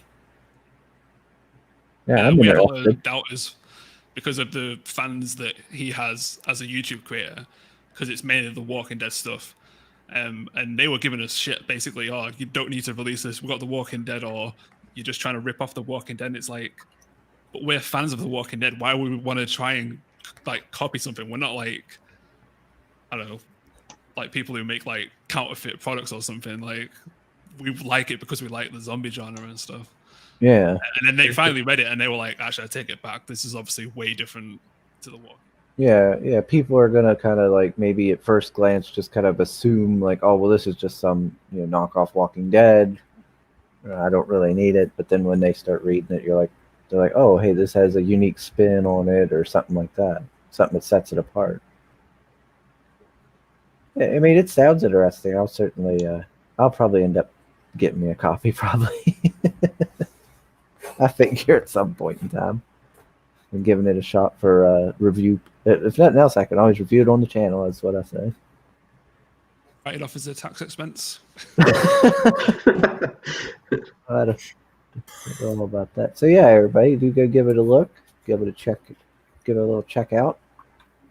Thank you. Back to Chub. All right, now. Yeah. I gotta go. The clown's laughter in the end. They're just that's chilling, absolutely chilling stuff. I was another fan as well. Like he just sent me a load of things. He was just sat one day. He was like, "Oh, I'm going to do some clown noises," and then he sent me. I was like, "What the hell's going on?" And then I realized what he sent them for. You never know who you speak to online. I thought I was getting a fucking stalker involved or something. It's a sound of me masturbating to your voice. Chab, come on. I also don't want to love you and leave you, but I need to pick up my food right now. Good reason. Thank you very much for letting me come on and hail to everybody. No worries. It was good getting to see you and talk to you. Peace. Peace out, Jim. Oh, now I can jump back to Phantom and finish talking about it. To what? Yes. I don't know. I've forgotten what I've said already. We never did get to finish on it. I do like this space person here, and I like the little smug man. Right now, I'm backing a book right now on Indiegogo. Oh, sweet. Where's my book, Peep? Sorry, these honestly, I don't know. If there's cars coming by, it's making a racket. Like it's for some reason, it's like super busy. It's been quiet for like months. Okay, I'm getting distracted on my own thing now again, aren't I? I just want to confirm something because I've been having some issues sometimes. So, Chubb, can you confirm that my backing just went in? Chubb. I just bagged the Merry Boys. Oh, you did? Okay. 626. Please confirm. Because it happened that it says that I backed something and I ended up when you go over and it's like, no, you did not. It didn't go through. Hey, I think we got some backers for Doomsday Kingdom. It went up while we was all talking about it. Oh, It's been, I have some catching up to do. Slowly but surely, I'll get there. I haven't gotten the notification yet, but I see I'm at 502. So yeah, that's one more than the beginning of the show. So okay, so if you don't see me appear, please let me know because it means that it got bounced or something because it happens with Indiegogo. Yeah, you did. I don't want to be waiting for a book and. Let's see. Yes, you're here. You're here. It went through. Yeah, good. Because it happened with the Gods Free Me and another one that I was sure that I was gonna get the book because I'm like, hey, I backed it. I remember it says you're back or something like that. And then when you go through your backing list, you're like, yeah, it's not there. It's not there. It's a weird thing because I mean, you said your backing number.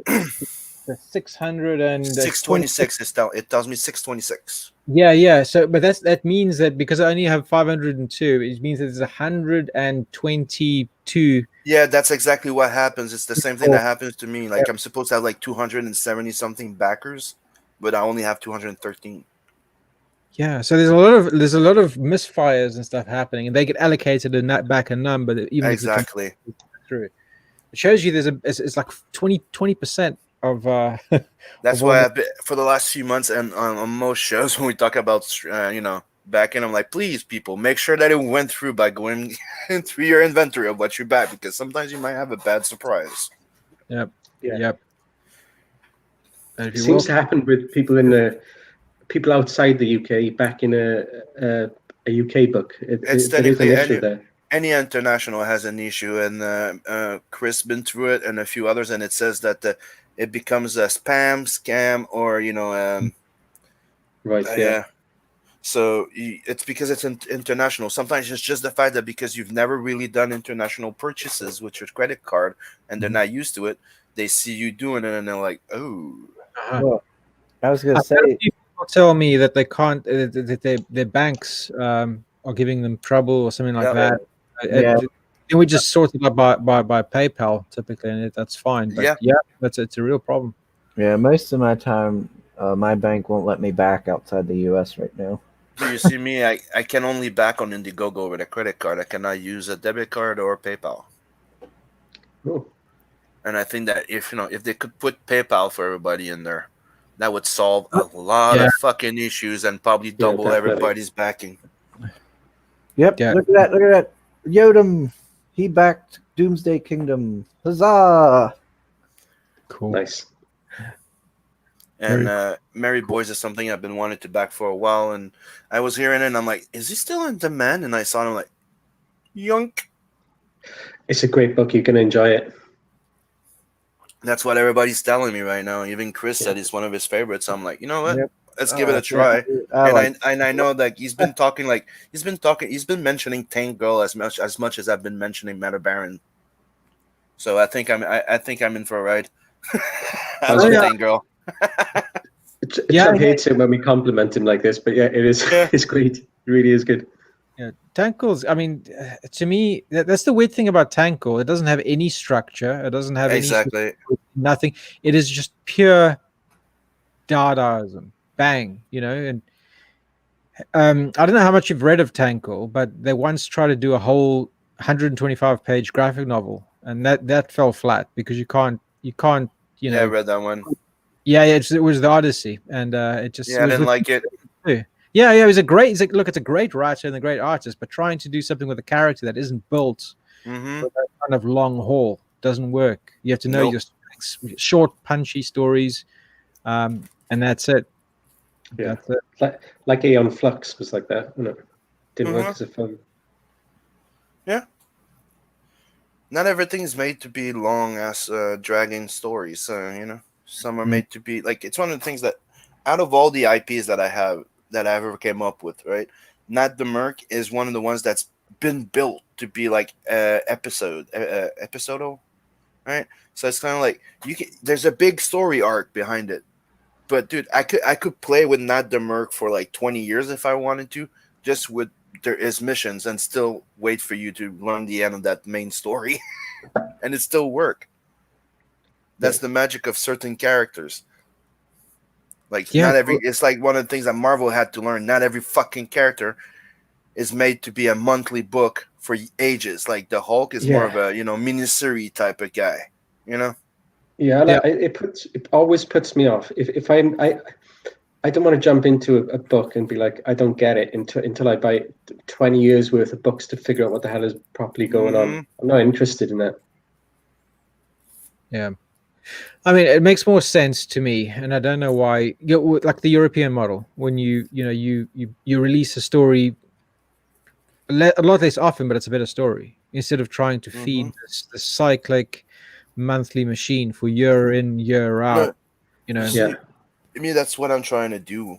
I'm trying to apply like the European mix, and you could also say like I'm treating my books like it's a movie.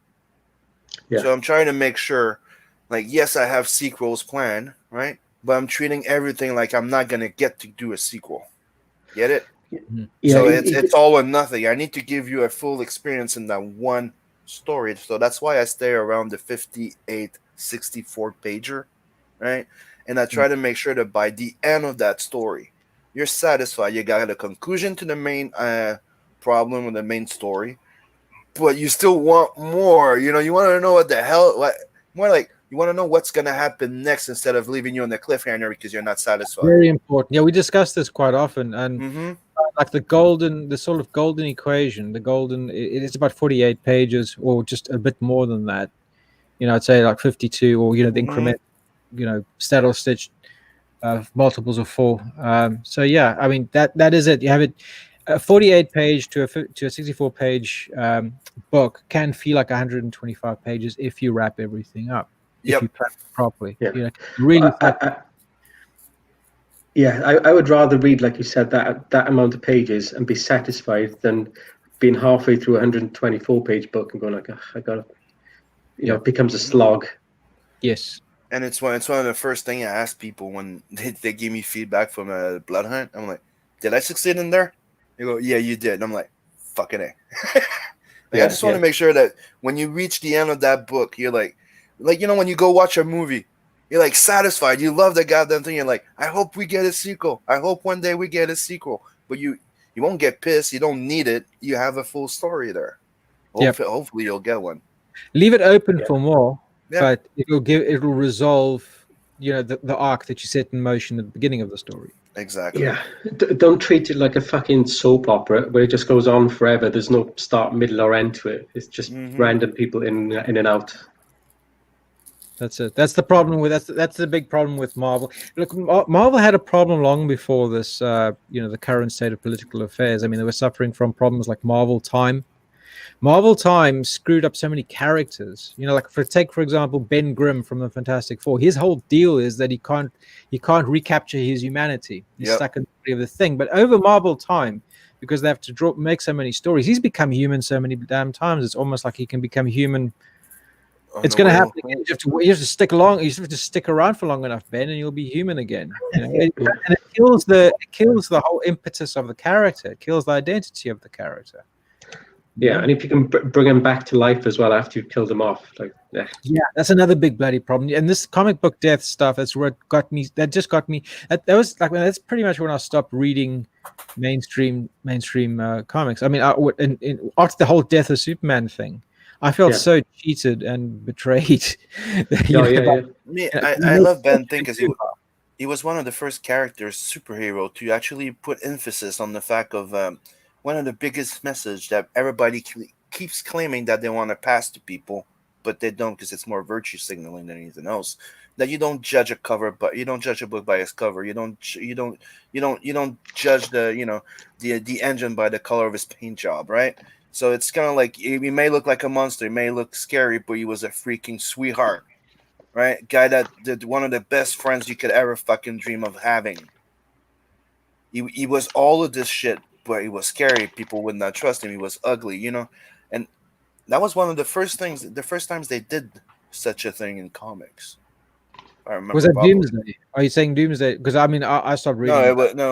Thing in the Fantastic Four. The Thing. Okay, sorry. Okay, because that's the entire purpose of Ben Grimm is that he was good looking, and now he's one of the ugly, and that's his character, isn't it? Like if you just sum it up, like you. And if you're gonna fuck with that, if you take that away, you're taking everything. Because that's a guy that had to learn to deal with what he has. Look, I'm Ben Grimm, like me or not, and that's it, pretty much, right? Curmudgeon-y sort of guy, heart of gold. I say it appeals because everybody in their lives have known this sort of guy, rough diamond. It's Jack Kirby. It's Jack. That's what it is. It's that the attitude that Grimm has. If you read and know anything about Jack Kirby, that's fucking Jack Kirby, including the freaking cigar in his mouth at all time. Yep, that's right. And the Yancey Street Gang, all that stuff. Yeah. I remember one time I went, because I quit reading Marvel and DC a long while back, I kind of had a rule where I didn't really buy much after a certain year of Marvel and DC. I kind of had to look first. And I remember one issue I was looking at, one comic, and it had like Johnny Storm dating the blind girl. What's her name? Alicia Master or something. Ben's woman. And I was like, what the hell is that? I got all mad. I was like, that's the Thing's lady, because she's blind and she doesn't view his rocky exterior and just loves him for who he is and stuff. Yeah. I remember really liking that concept as a kid. that she would sculpt and everything, his face and stuff. Okay, I'm gonna need to do something right here. I'm gonna need to educate Soul Lion again. You don't judge a French Canadian by the maple leaf on his flag. First of all, the maple leaf is on the Canadian flag. The French Canadian flag is blue with a lily on it. It doesn't have the maple on it. I didn't know that. The Quebec has its own flag, and it's white and blue with a lily on it. That's why Is the Queen on that? No, we're not big supporters of the Queen in Quebec. Not here either. It was more of a rest of Canada thing for a long time ago. Till the children thing came up. Wink, wink. Hey, Peephole. Oh, don't mention that. Yeah, well, no, let's not mention it, right? The tier here with all original art for claw. What is? Oh, claw cut. That's a different thing.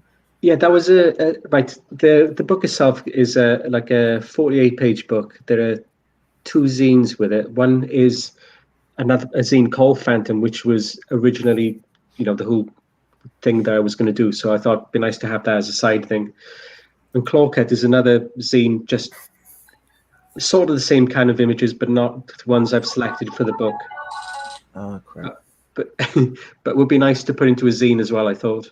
And I sold everything from that zine as one tier. Like, so you get all the art for it. Swept up on the launch, so boom. Yeah. All gone. Didn't expect it to go so fast. I've taken a bunch of tiers down with the original art. I think after the first month, I took the original art tiers down, and I'll never be selling them again either. So when I first seen that, I thought it was like all original art for the whole thing. I was like, "Good gosh, for $60." No.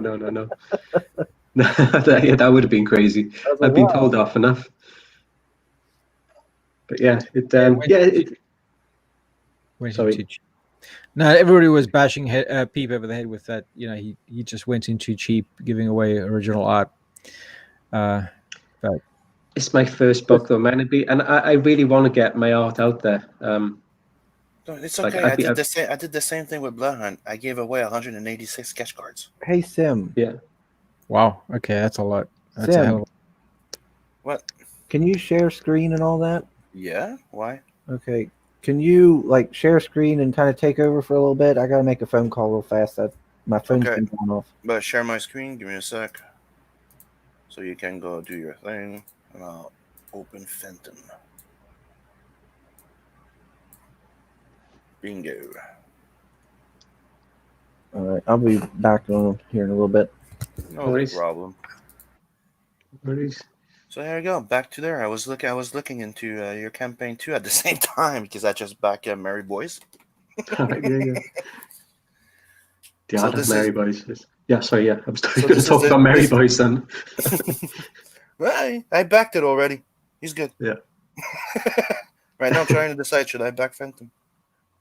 You can stop embellishing that, Peep. I've got his money.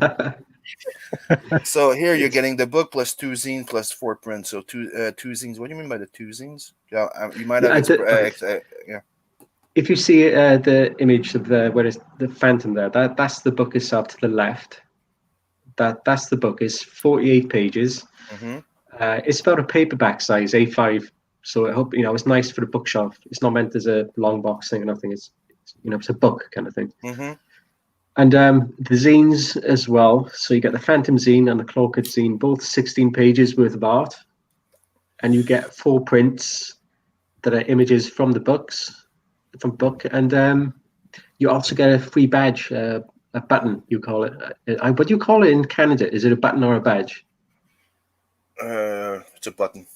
A button, right? Yep. Yeah, Well, the one that you have the little thing that you clip on, right? The badge is the one that you sew on your jacket. All right. Okay. That'd be a patch for us. Yeah, exactly. Yeah, but it's a button, and yeah, for you. So that's free for all the backers as well. So it's a nice little package of stuff. The tier I've got there. So it's really small on the screen, isn't it? Yeah, £14. Yeah, for Comes up to the 24 for that bunch. Canadian. Yeah. Yeah. So that would be like what 17, 18 US, right? Let me go switch to US for watching. 14, yeah, about yeah, probably yeah. I lose There you go, track. right on it, $18 US. I've been dealing with the US and the currency exchange a lot lately.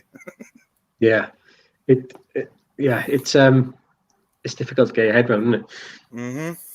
But I did have a cheaper tier as well that was like £7, but I've limited in it now because I'm in demand to the 2 tiers. I've got that book, and I've got a 100-page version of Phantom, which is a collection of all these images in one book, plus an extra like 20-something extra pages, extra images. And, I have a quick question for you, Pete. Yeah. Go ahead. This is an art book, right? Yes. Are you? Do you have any plans on a comic? I'm working on it right now. Oh yeah. Yeah. I've actually got about 2 or 3 little projects I've got on the go, but I'm not going to put anything out until I've pretty much finished it. Peep doesn't put out.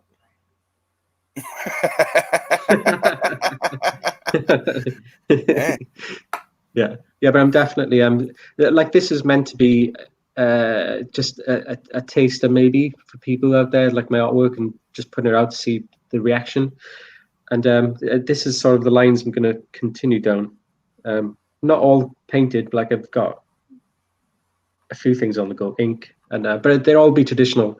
They probably will all have the same kind of vibe, horror, and just some crazy stuff, because that's what I like doing. But yeah, future is definitely comics. I really do like your art. I think it has like I can't put my finger on who it reminds me of as stylish, right? But you kind of have that little rough Bisley-ish type of approach when he's doing his sketchy type of vibe. Yeah, I like for me, it's probably my main 3. Like I said before, is Bisley, Ted McKeever, and Martin Emmond. I love those. I like Dean Ormston as well. I think he's really his earlier days when he did the painted stuff. But so I suppose it's just a mix of all 90s kind of comics. That's why I got back into Comicsgate, is just getting back into that. Started off with oil paints in 2015 and doing things, and I was like, I'm just going to get back to what I used to like. And then I found Comicsgate, and here I am. Like 5 years later, I've got an art book out. It's crazy. Same. It's a case of, I've wanted to do a crowdfunding campaign for a while. Since Sullivan's Sluggers happened in 2012, I think it raised something like 200K. It's a baseball story with monsters, but it was really, really well illustrated. And I thought to myself, wow, this is taking off. This is something I should do. But then, just life gets in the way, and eventually, but you work on your idea. You kind of, you get this idea that you can't really let go. And then, Comicsgate basically made everything possible, the cross promotion. It gave a lot of people a kick up the arse they needed, me included. Just fuck it, why not? That kind of attitude. One of the things I like to bring the attention to is the fact that before artists we used to be go to cons.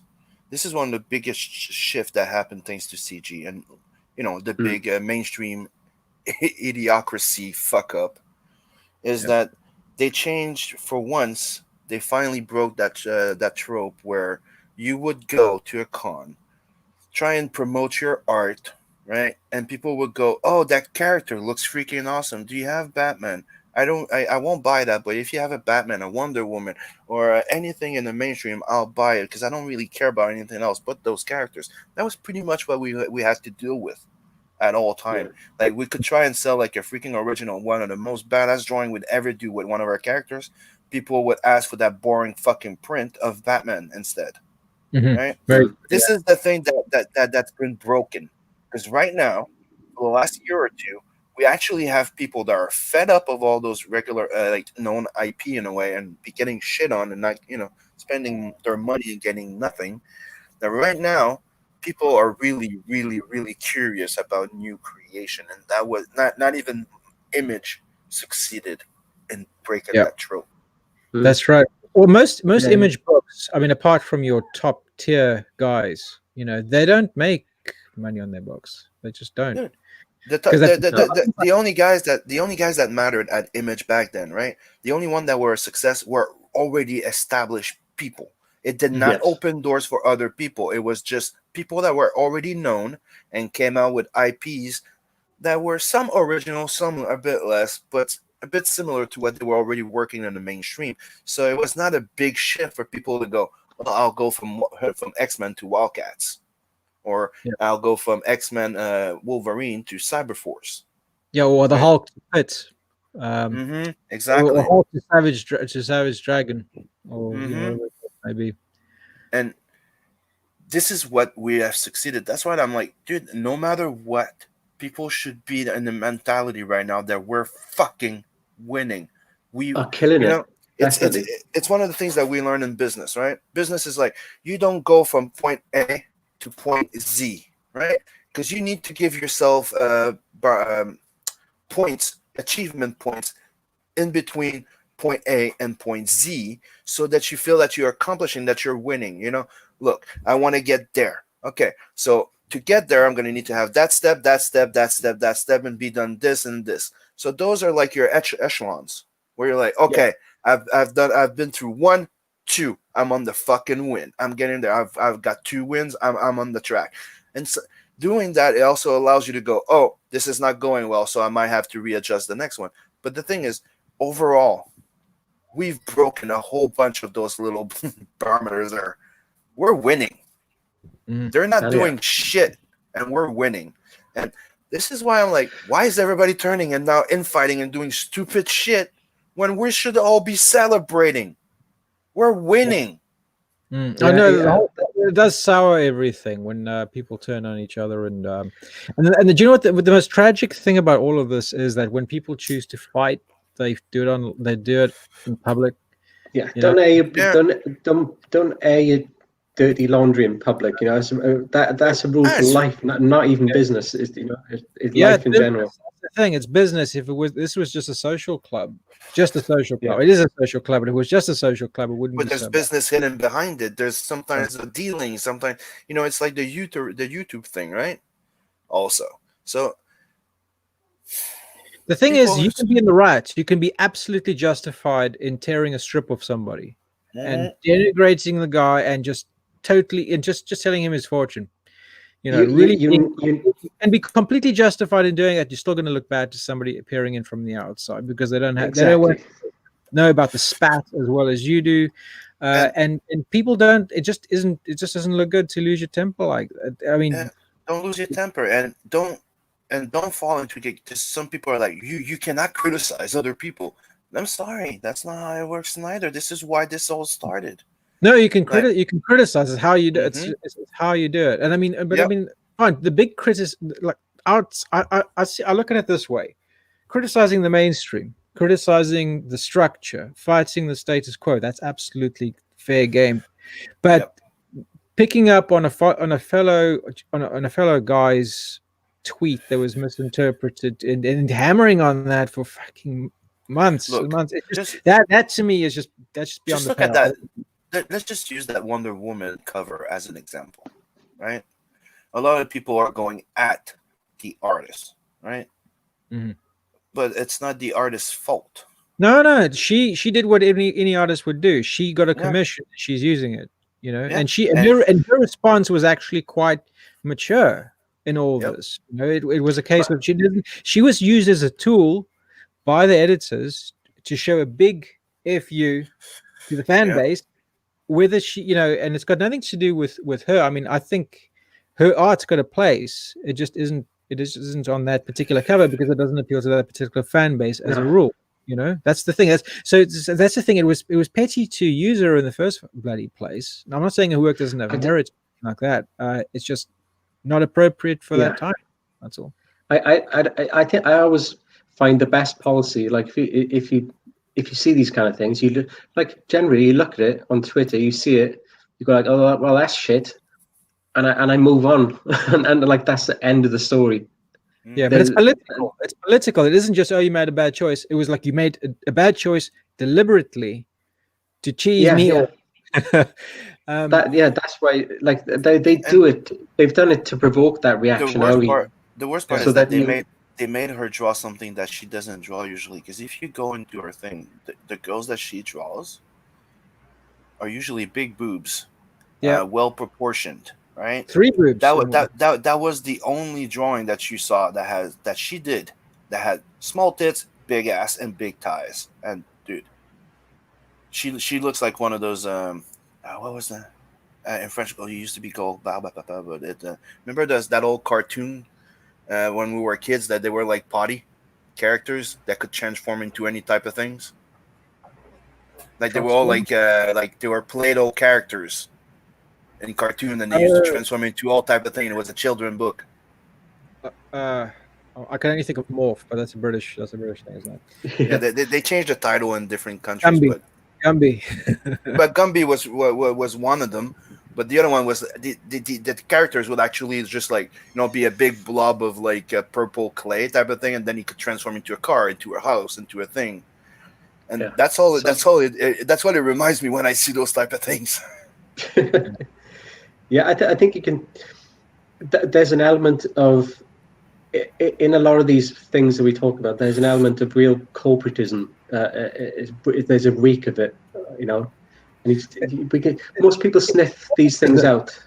It's corporatism, but it's also married with intense pettiness and personal politics, like this Andy Curry guy, who, if you look at his timeline, he's an absolute racist. He absolutely loathes white people. Go to advantage, put in white, and read all the vitriol over and over. You should not remember those things. You've got a problem. No. All right. No, I thought you meant actual clay characters.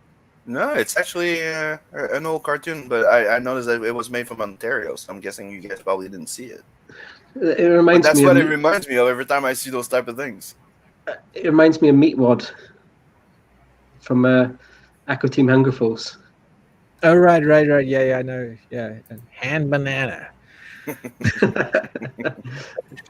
But like with this editor, I don't know if it was the editor who commissioned her, but the point was not because necessarily he appreciated the art. It was just to put a big FU to the customer base, who he knows are a certain demographic. He wants to show middle finger to the demographic. He doesn't want them to buy the book. Well, the effect of that to me. No, it isn't, because, like I said, what I do is I look at these things. You pick up on them, and I just move on. Like they lost the customer within like 2 seconds. Yeah. So welcome back, Chris. Hello, Chris. Yeah. We kept the show going. You did a great job, Sim. Thank you. Great job. Now, if I could just get you to shut up one time. Wow. Okay, I'm muted for the rest of the show. Excuse me. Oh boy, here. Excuse me. It's okay. I'm used to Chris taking out his frustrations on me. There we go. But it's been good though. Like we chatted about a lot of stuff, gone into art and drifting back and forth subjects. It's nice to just chit chat as well sometimes, about stuff. Yeah, it's chill. Like I said, it's quite. I like the chilled out stuff. I mean, there's a time and place for. I know that Adam Post, when he does like a sort of artist interview thing, it's like, it's a quick in and out sort of operation. That he keeps it like at about half an hour, and that's got its own sort of energy. But chill is. I like chill. Chill's cool. Yeah, we don't always need an outrage of the day or week to talk about for 5 hours or something.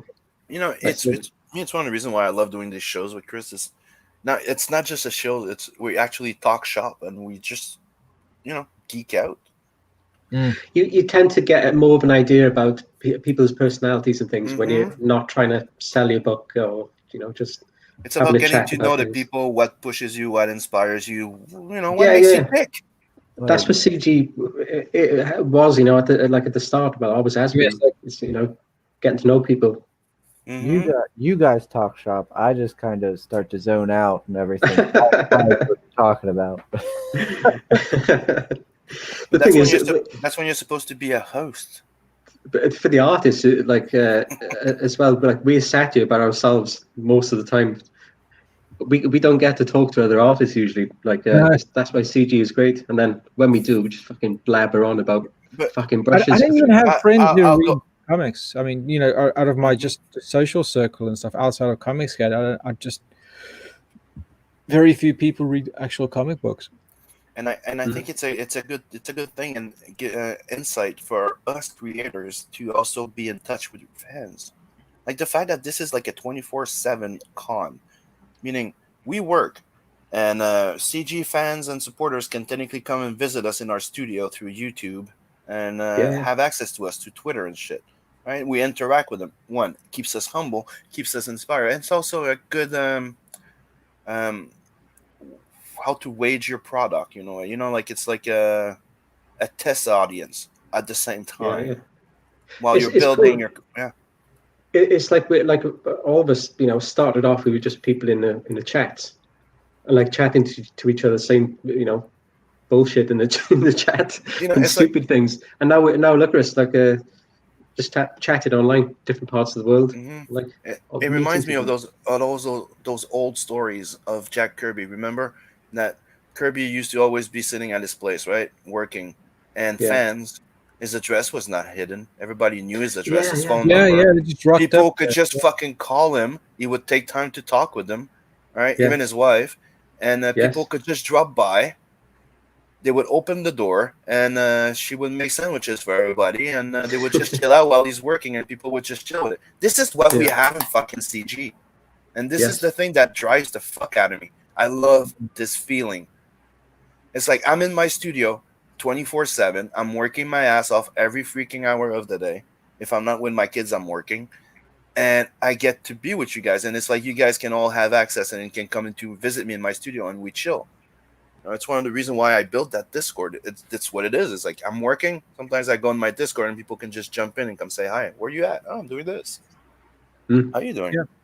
Yeah, the thing is that the corporate side, they can't do this because no, they don't want their art. Look, that's the thing, that the big publishers don't want their art. They're not going to commission their artists to make videos for their products. It means they'd have to pay them extra, right? Because it's not their IP, Yeah. and they don't yeah. want an artist so closely connected to that IP that they can't, And if give it to They somebody. can't control it. And if you notice, since CG's been going up, they've been trying to get more and more people to do those YouTube things and getting connected with people, and they don't do it well. Doesn't work. No, It doesn't. we got advantages. Like we're free to talk about wherever we feel like, to a degree. Yeah. We've been sat here talking about women's tits size. Mm. We could talk midgets if you want, anything, wherever. They can only attack Comicsgate. That's all they can do. Yeah, Soul is right. Literally, that's the only thing they're allowed. Okay, of course, anybody in the whole Trump derangement thing, they can go Yeah. crazy about that, and they can Yeah. attack comics. But in comics itself, the only thing they can actually do is attack Comicsgate. That's it. Whereas it's been shown time and time again that we're not what they claim for us to be. We're literally just indie comics. How indie comics used to be. Yep. The But indie comics aren't networked. indie comics anymore. If you've got somebody peering over your shoulder the whole time saying, "Don't you want to put a current day message into your story that you've?" Where did we get the Lady Death, the Cerberus, Cerebrus? Where did we get all those great comics? Came because the mainstream would go, no, Yep. you can't do books like that, and they went, well, fuck you, we're starting indie, and this is what the indie is. So that's why, like, when people are like, CG will die or CG this, and like, CG is the heart of indie comics. It's what it was, and CG got formed because SJW started infecting the indie part and impeding people from being on Kickstarter. The tighter they turn the screw, the more people will jump to our side. It's Yeah, natural. they're the best marketing we could ask for, actually, because anybody who's feeling disaffected by SJWs, ruining, like just basically telling them what they can do, what they can think, what they can read. Every time they get disaffected with that, they go like, "Damn it, I feel really unhappy about this. Let me go into the internet and see if there's anybody else who's unhappy about this as I." And then they find us, and then they go like, "Hey, there's a whole group of people waiting Hey, for me online, I see and you there. I we see you welcome there. them." I see, yeah. Like, hey, I see you over there. You're doing something I like. Hey. Yeah. And we're like, hey, right back at you. Come Yeah, and play I with us. mean, yeah, they'll see the success, they'll see the good, and the people having fun, the good environment. They'll see the freedom, the creative Yes. freedom that's allowed over here, and they're like, I hate Dude, that was one of the things when we did the SJW versus CG debate on one of those channels there. That was one of the things that one of the guys brought up. Is like, yeah, but you guys CG like are gatekeeping and this, and we want to be. I'm like, dude, CG at the core, okay? And like, look, this is why I'm CG, right? And if I'm wrong, tell me. But CG is about no PC culture and no censor. Meaning, you want to do a gay book? Well, you can do your gay book. You want to do a lesbian book? Well, do your lesbian book. Yeah.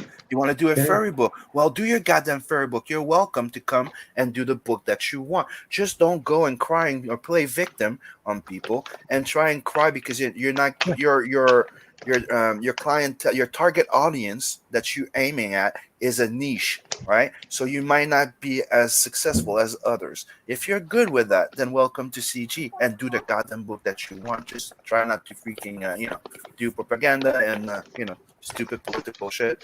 But Yeah. anyways, if the story is interesting, CG, most of CG people, if they're interested in your book, you don't even need to be CG to back it. They're just freaking indie people. It's just CG is the idea behind the fact that I want entertainment. Don't censor me. Don't tell me that I have to be PC. I can do the book I want, tell the story I want, and if people like it, they like it. If they don't, they don't. And that's it. And don't for no reason jump on Twitter and say like, all right, everyone, CG are all racist. I'm like, hold on a minute. As a blank statement out of nowhere, and you see this with professionals and people you looked up to, out of the blue, they'll just one day say something like that, and you're like, Don't you think stop it's weird Don't do that. you see more diversity in CG than you do at any of the fucking mainstream Antifa protests, and they're calling us racist? It's like, dude, we don't think about it. I literally don't think about it. Do you know? It only comes up when I don't even care what color you are. I don't even. Purple. That's what I'm saying. It's like, who gives a fuck? Yeah, like exactly. To me, it's like one of my favorite rappers said it the best way. It's like you don't judge an engine by the color of a paint job. God damn it! Yeah. It doesn't fucking matter. It doesn't matter what junk you have between your legs. It's what you fucking deliver. You want to be a comic artist? Well, you better be a comic book artist. We don't give a shit if you pee up standing up or sitting down. We don't give a fuck. That's true diversity. Well, equality. That's what you have. But the thing is, I like to think about it this way: that if the climate was different, if the right wing was massively in charge of, if say for example, things were turned around, and there was a requirement that whatever comic book story you told, you had to put in a pro-Christian message or a pro-government or whatever. If you had to toe some sort of line, and a whole lot of left-wingers went, well, we won't do that. I'd like to think that Comicsgate would be there for that as well. I always thought I was left-wing kind of person, but turns out that now I'm a racist Nazi or something. Do you know what I mean? So like things have switched over. It used to be that Christian kind of group. You look at during the 80s and stuff like that. I remember, like, if you read the Batman the Cult at the start, Jim Starlin writes a whole thing, a 2-page forward in the collection, and he talks pretty much like Comicsgate, but he's talking about the right as if the way the left would be talked about today. It goes back and forth. The principle is sound. It's sound as houses. The only thing is, it's just coincidental that it was basically created by disenfranchised conservatives, but it's for everybody. It is for everybody to come in and set up shop and just create an environment where you don't have to tick a number of boxes in order to tell your story. Ironic, but it is true. Yeah, it all basically comes down to don't be a prick. For some reason now, what they found is that they can talk to people like shit just because they like to think they have the moral high ground, and they bring in morality and stuff into an equation when, like, it shouldn't be there. Like you don't do that. They brought issues into art forms, which art forms are meant to be expressionistic. They're turning an art form into a propaganda tool. Yep. Yeah, can't do that. But they're doing that with everything. It's like, look, hey, I've been doing comics from before, but I've also been in the movie, right, in the gaming field, right. And one thing that people don't know is before Gamergate, and a lot of people are like, it started with Gamergate. No, it started with Moviegate. There was Moviegate before Gamergate. The Moviegate was when they started trying to just push any type of freaking movie. They didn't give a shit. Everything was the same regular recipe. You could not the design for costumes. Everything was overly sexy and this and that, and then it turned into the Gamergate as well. And it's been hitting every art, every expression. It's been hitting the comedy. Comedy's dead. Comedy, yeah. Stand-up comedy is dead. You can't joke. You can't make fun of anything. Yeah. Okay. You right now it's like you have that guy like right now. Like I just saw that passing around. That guy that's like, my book is not CG, and because it says that CG won't back it. You know that guy that's going around right now on Twitter. Oh yeah. His book actually looks pretty good. You look at the book, and he's writing the main characters are black, right? Yeah, it's a blaxploitation sort of book. And I'm like, okay, you know, according to the people you're trying to banter right now, to pamper to right now, you should not be doing this book. You're a white guy. Again, so you better be wary of how, that's the thing I'm saying. It's like people are not thinking straight here. It's like It's like I have one of my friends trying to say that I'm a conservative, I'm a Trump lover. I'm like, dude, I'm none of those. Okay, just because we've been friends for years, right? And he's like, you're anti-PC and people are saying that the PC culture is bad. It's like saying like canceling torture. I'm like, dude, you're aware you're doing a fucking stupid comic, right? About zombies with naked bitches, people pissing with body parts. You have a girl pissing standing in your book. It's all like what we call trash gore, right? Yeah. And I'm like, are you fucking aware that as soon as all this is settled down, you'll be one of the first one to be in the lynch mob, to be lynched? Yeah. Like you're signing with them, but you're doing everything. What you're doing, it's if you look at their curriculum, they're not gonna like you very soon. Yeah. No, I know you think you'll be eaten last. Yeah. Yeah, great. You're getting the point is that they're pushing a point where you should before it used to be write experiment and write stuff that you don't know. Write different type of characters, experiment, reach out. Now they're telling you you're white, just write white, but white is not allowed in comics. That's been the opposite of everything about writing. Yeah, and acting. Acting as well. It's like art forms, all art forms. As soon as you start putting constraints on it, you don't have the freedom within the art, which whatever it is, and like they do, like you were saying, is whether it's films or games, they're infecting everything, literally everything. It happens to be our little niche at the moment. Do you know? And they'll cling to that, but they'll move on to something else and something else. There'll be nothing left for them to not infect in a while. Yeah, I mean, I think it's fucking weird that people can call. You have a whole bunch of a group of white people calling a whole bunch of multicultural people that they're racist.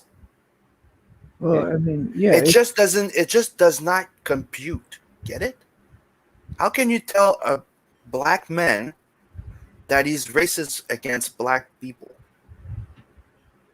just because he doesn't agree with you. Well, yeah, You know, it's like mean, saying a gay guy is not a real gay because he does not believe the same gay values as you do. That doesn't make sense at all. People can be who they are. We're not all the same. Dude, It's not meant to make I have sense. gay friends that are more macho than a fucking macho man. Yeah, and so he's gay. It's the thing is again, it like all these little groups. Why pigeonhole people? People are just people, and you like. Yeah. You know, some people are dicks. Some people are not. Some people are happy all the time. Some people are miserable. Some people are manipulative. Some people are not. Some people are cool. Yeah. It's just people. All every like it's the same all around the world in every country, every race. We're all have these qualities. So now it has nothing with culture. It has nothing to do with races. It has nothing to do with sex. It just has to do with do what they want, believe what they want, say what they want to say, and that's power. it. It's all about power. Yeah, it's control. It's like you guys said. It's just like the 80s and 90s, where it's a lot of people who don't know about the hobbies. They don't care. They don't really pay any attention to it. They're just coming in to say like, well, we don't like this. We don't like that, to push their own morals or their own things, or to just push a agenda. To push their own like political agenda and usurp it for their own power and reasons. It's like here right now. Like I have a fucking French newspaper journalist right now trying to say that I support racist protesters. Sorry. To get beat up because I retweeted a fucking video on Twitter of when the Antifa went into that little corner there and they got turned around.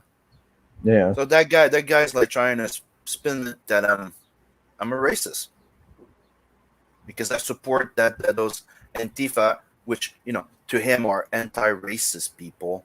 Yeah, you can call it's. You can say you're anti this, but at the basic core, they're just freaking. What was the name again? Nihilist. They're authoritarian. I mean, there's nothing. And that's the core of fascism. Do we understand that they'll attach themselves to anything that allows them to be violent? Yeah. Antifa, that's pretty much what they are. Yeah. Anarchists, Turkey. That's what I was looking for. They're anarchists, and they'll attach anything that will give them a purpose to be violent. Anything that allows them to indulge in their more violent fantasy. Fight the system. But they're like the crazy group for hire that you can just give money to, and like, here we go nuts. Yeah. And you can create chaos by doing that. Generate news. Again, all this is to gain that publicity. Just to show you how stupid it is. Okay, here in Canada, right? A few years back, when I don't know if I'm sure you guys heard about it, but there was a big manifestation of all the students. All the streets were locked here in Montreal because there was a big manifestation, right? So because of that, of what happened then, there was a big rule passed that when you do a manifestation, you want to do a protest, right? You need to have a plan of your route, right? You need to have a date, and nobody's allowed to wear a mask anymore. So you can easily be identified if you get crazy, right? And it's illegal. You can actually get fined and be arrested for wearing a mask doing that stuff. We've got the same laws here. And then you have fucking Antifa doing fucking protests, all masked, and they don't get shit. The police won't do shit, won't tell them to take their mask off. They won't arrest them. How do you think that this is not fucking bias? It's crazy. I know it's just right. It's just right. How. And so one of the first things that you learn if you check history, the first fucking rule that you need to learn that fucks shit up in history: rule for one and not for thee. This is the first thing, the first fucking hint that that shit's going wrong is gonna be going wrong. If you corner anybody in a corner saying you're bad, no matter just because you disagree with me, it will create a conflict, and people will fight back. So this is how you know that this is to cause conflict. I think a lot of it, yes, not. Yeah, the thing is, you need to, if you're going to provide the solution, you need the problem to begin with, and a lot of this is creation problem. And Soul is saying right there in the chat what I keep telling all my friends in CG, all my friends creators, don't take the bait. I No. didn't answer that guy. Like that guy that tried to fucking slander me. I'm like, fuck this shit. No matter what I say, he's just waiting for anything to just try and spin it here in Montreal. Right. You know And what if it is? you guys know anything about Montreal, you know that the Montreal newspaper is one of the biggest newspaper in Canada. Yeah, it's all like it's pretty if you look at it from the angle of all they really are doing, because all these people that are crazy on Twitter, like firstly, never get any kind of emotional reaction from Twitter. That's the worst thing you can possibly do. You just look at it, nod your head, like what a prick, move on. That's the best way to handle it. Just ignore it. But like, yeah, they're all looking because they are emotional people. What they're trying to do is create that by provoking you and poking at you, and they'll keep at it until they get that reaction. And once you have that, they'll use that reaction against you to prove their point that you were angry or something, And it's like, well, you made me. Forget about that. Then it gets taken out of context. They're not going. Yes, yeah, exactly. Yes, there's no end to it. Yeah, and what you'll notice is like all the things on Twitter, like when you break them down, that is the core of the issue. So if you grasp that, on this political thing, it's almost like if you're not, you literally get confronted with people now saying, "Oh well, if you're not with Antifa, then you are a Nazi." I'm like, but that's what they're doing here. Well, that's exactly what's going on here too. Yeah, it's like, don't you realize that it's extremist politics? Like when these guys are, a lot of the if you go to these rallies, you speak to these people, a lot of them are just hardcore communists. Yeah. But do we understand that no matter what side you're from, okay, left or right, no matter what side or any belief that you have, we all agree that extremist mentality is bad. Yeah. Of course it is. All extreme from all sides. It poisons everything. It doesn't matter if it's left or right. It the magic of society, of the Western society, of the growth or everything that's been happening. It's exactly the fact that we've all been able to be on different side and try to reach a between, like a compromise area where we're like, okay, I believe this, I believe that. Can we reach a middle here where we can coexist properly and hopefully, Never try to even get into that conversation who's an extremist. You'll never find that middle ground. They will put you on the other side of the fence. They're ready to fight. They want you dead. They'll complain that you're a fence sitter, or they will just brand you as belonging to the other side. They just got a very narrow circle. One of the first things in black and white. They're like, if you're not with us, then you must be this other extreme. Yeah. That was the first alarm for me, dude. Because that's like from one side, you have people like, okay, let's discuss, let's talk, and you know what? It's not talk. It's I will accuse you of everything, try and spin. So you're actually trying to say, so you're actually this, or you're actually this, right? And you're like, no, I'm saying what I'm saying, and you're trying to fucking spin it. And right now, you're being very fucking disingenuous right here. And you're like, and they keep going, and then they want to get violent. The main fucking thing is, we do not wish them to disappear. We just want to be able to open discourse and reach an understanding. That's most of us, right? While they want us gone. Well, this is the thing. A lot of these people will not. Well, maybe they will remember it and they just don't care. But the satanic panic that happened, everything, Satanism was hidden everywhere. Okay, and if you had to speak to one of these proponents, it would be a case of, okay, first of all, imagine you're a different religion, and they go like, yes, but I see all the satanic symbols in this comic book that you're doing, and you'd be going like, but I don't believe in any of that stuff. Yeah, but a Satanist would say that. Yeah. And and it's like trials, isn't it? Then they will, and you'll get different denominations and get you to say, okay, do you believe what I believe? And you'll say no. Then I see. Dude, there's one that I shut up. Okay, it's the same shit. It's the exact same shit, and it's just come back, and nobody seems to be able. Same with McCarthyism. Exactly the same crap. Yeah. If you must be a closet, you must be a crypto communist. You must be. We were having a discussion, not a discussion, but somebody harassed it, going, "You guys are racist and shit like that." I don't know, like what, dude? Racism's been dead. Like actual racism, right, was over in the 90s, right? The actual racism, because dude, you had black TV shows everywhere. You had the Cosbys. We had everything. Everything was about cultural appreciation until they decided to turn it into cultural appropriation. which was the worst thing they could ever do. But one of the things that I've noticed is people claiming, like, they're going like, oh, racism is a problem. Like, no, it's not a problem anymore. Right now, it's, and then they go, yeah, but there were slaves back then, like 1990s, 1980s. Goes, yeah, but back then, I'm like, dude, do you fucking realize there's actually more slaves right the fuck now? In Africa. In Africa? Right now, in Africa. Chad. Just in fucking Africa. And don't go to Dubai. Okay?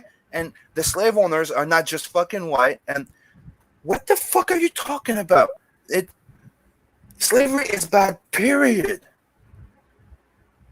Yeah. To me, it's just like, it just seems like, hey, look at that fucking light right there. You know that it's bright there. It looks pretty, right? Look at that. It looks good, right? Don't look at what the really bad shit that's happening right here, because over there they're really bad.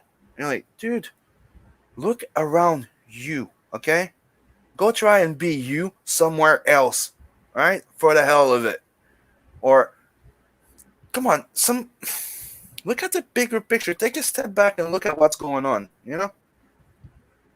You'd like to think the thing is, for me, you say that do you know what? I don't even want to talk about race. Like, I get so tired of the whole thing now. It's just like going, we go around in so many circles with these people. They don't want to listen. It's a meal that's been served a million times. It's almost like you made this pot roast. But dude, it's the only thing they have. The same pot roast, and it's like, shit, just stop. Dude, it's like saying it's the only thing they have. Think about it. Because most of the people that go to the United States or came to Canada wanted our lifestyle. They like it. They come in here. They enjoy the lifestyle and the freedom that they have. But then the only thing they have to complain about is they're not getting a special treatment. Yeah. That's how I'm seeing it right now. Because right now they're not asking for anything else than a special treatment and be treating different and have an up on on other people. That's all they're asking right now. It's like, we want a special treatment. Well, it's like the whole like feminism thing, right? Like they were always fighting for equal rights. Well, then they got it, and then it's like, well, now we want more. Yeah, it's like we don't want to let go of those advantages that we have when we split up, because no, it's supposed to be equal. It's like, I believe in equal opportunity. I insist. Everybody needs to have a fucking chance. The same open door. Everybody has the same, but not the equal outcome. Yeah. You bust your ass. Equal outcome that's exactly the thing. They want equality of outcome, but people make different choices in life. Yeah.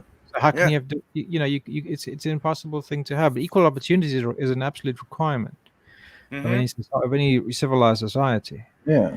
Yeah. This is the perfect example that there's a regime that's trying to be set there. I'm trying to look for the best expression of it, but. Yeah, I think that would be it. You see that there's a regime hidden behind this. There's something, And like I said, rule for one and not for thee has been the main problem for every big issue that we had through history. And it all breaks down to equal opportunity, not equal outcome. Yeah. Guys, I got to sign off. I got to put my kid to bed. Oh, alrighty. Yeah, I think I'm going to head off. I haven't had food yet today. I'm starting to flake out a bit. Oh, okay. Yeah, This is the longest show we've ever done. We're almost at the 3 hour. Yeah, I still haven't even got to go over the Mary Boys. We did. You weren't there. Yeah, we did. We did, yeah. Okay. I even backed it. Oh, good. Yeah, you did. Yeah, I got to do it. I was gonna say, Sam. I was gonna say, if you weren't able to, I was gonna get a T-shirt. So I was gonna probably end up getting this T-shirt in print, and I could have sent you my extra copies. Oh, but that's okay then. Well, I backed it. Yeah, no worries then. All right, yeah. So I guess we'll then we'll just go ahead and start closing her up then. So that's the T-shirt. Oh, you can't really see it because the light is a bit sharp, but yeah. Yeah. If anyone didn't get to, you should go. Wise Guys did an unboxing, and he had his shirt of the Merry Boys, so you could always go to his channel and check it out if you want to go see what it looks like. If I remember properly, they're magazine size, right? They're bigger than comics, right? Yeah, the A4. Yeah. There's my copies. They're a bit bigger than standard American comic size. I'd say it's about 10% taller and about 5% wider. Oh, here's So one. it's technically like a heavy metal magazine. Yeah, pretty much. Let me see here. Can't wait. And it says we get 2 issues. That's it. Yeah, it's one story spread over 2 issues. There's Mary Boys, and then here's like T-Bird and Throttle. So yeah, they're a little bigger there. Awesome. Can't wait to get it, buddy. Everybody keeps telling me that's freaking good, so I can't wait.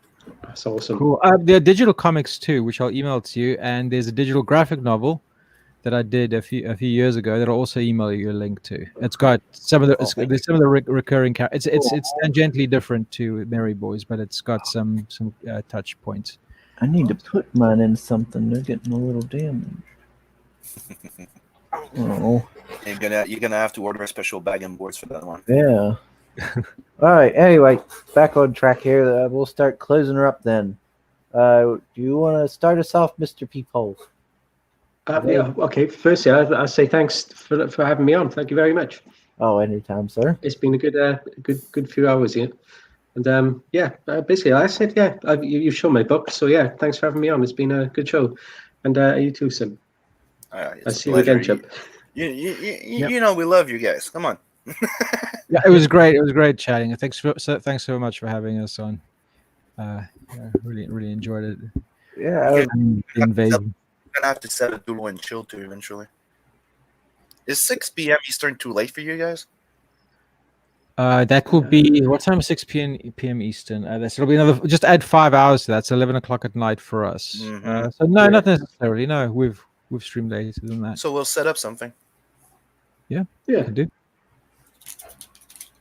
Cool. So where can we find you, Cheb? People. Sorry, we're at People. Sorry. Yeah, we're at People. People, you can find me on YouTube, same name, and Twitter, the same name. Just I'm usually in the chats and stuff more than on Twitter. I'm not a big fan of Twitter, as you might be able to tell. It's fucking awful there. But, but I've been busy lately, so I'm not in the chat so much. Like I said, I'm making my own comic at the moment, so but I am around. Like, message me anytime, anywhere. I'll get back to you. And Cheb. I'm Maryboys1, MARYBOYS1 on Twitter. I need to get my YouTube channel up and running. I've got a few videos there, but it's nothing special at the moment. And just working on the next book now. So not on social media all that much, but we'll be jacking it up in the near future. Sweet, awesome. All right, Mr. Sim, promote yourself. So share this channel here because Chris is awesome, and then after that you go do the same to my channel, Simon Sympathy. I'm gonna be doing a giveaway when we reach the 500 sub, and the 1K sub. I'm giving away one of those sketch cover number 300 anniversary issue of Heavy Metal magazine. So you don't want to miss that. You want to go sub to Tales from the Nadverse, because if you didn't get in on Blood Hunt and you regret it because everybody seems to like it so much, it's going to be available on Tales from the Nadverse also, because I've overprinted a few.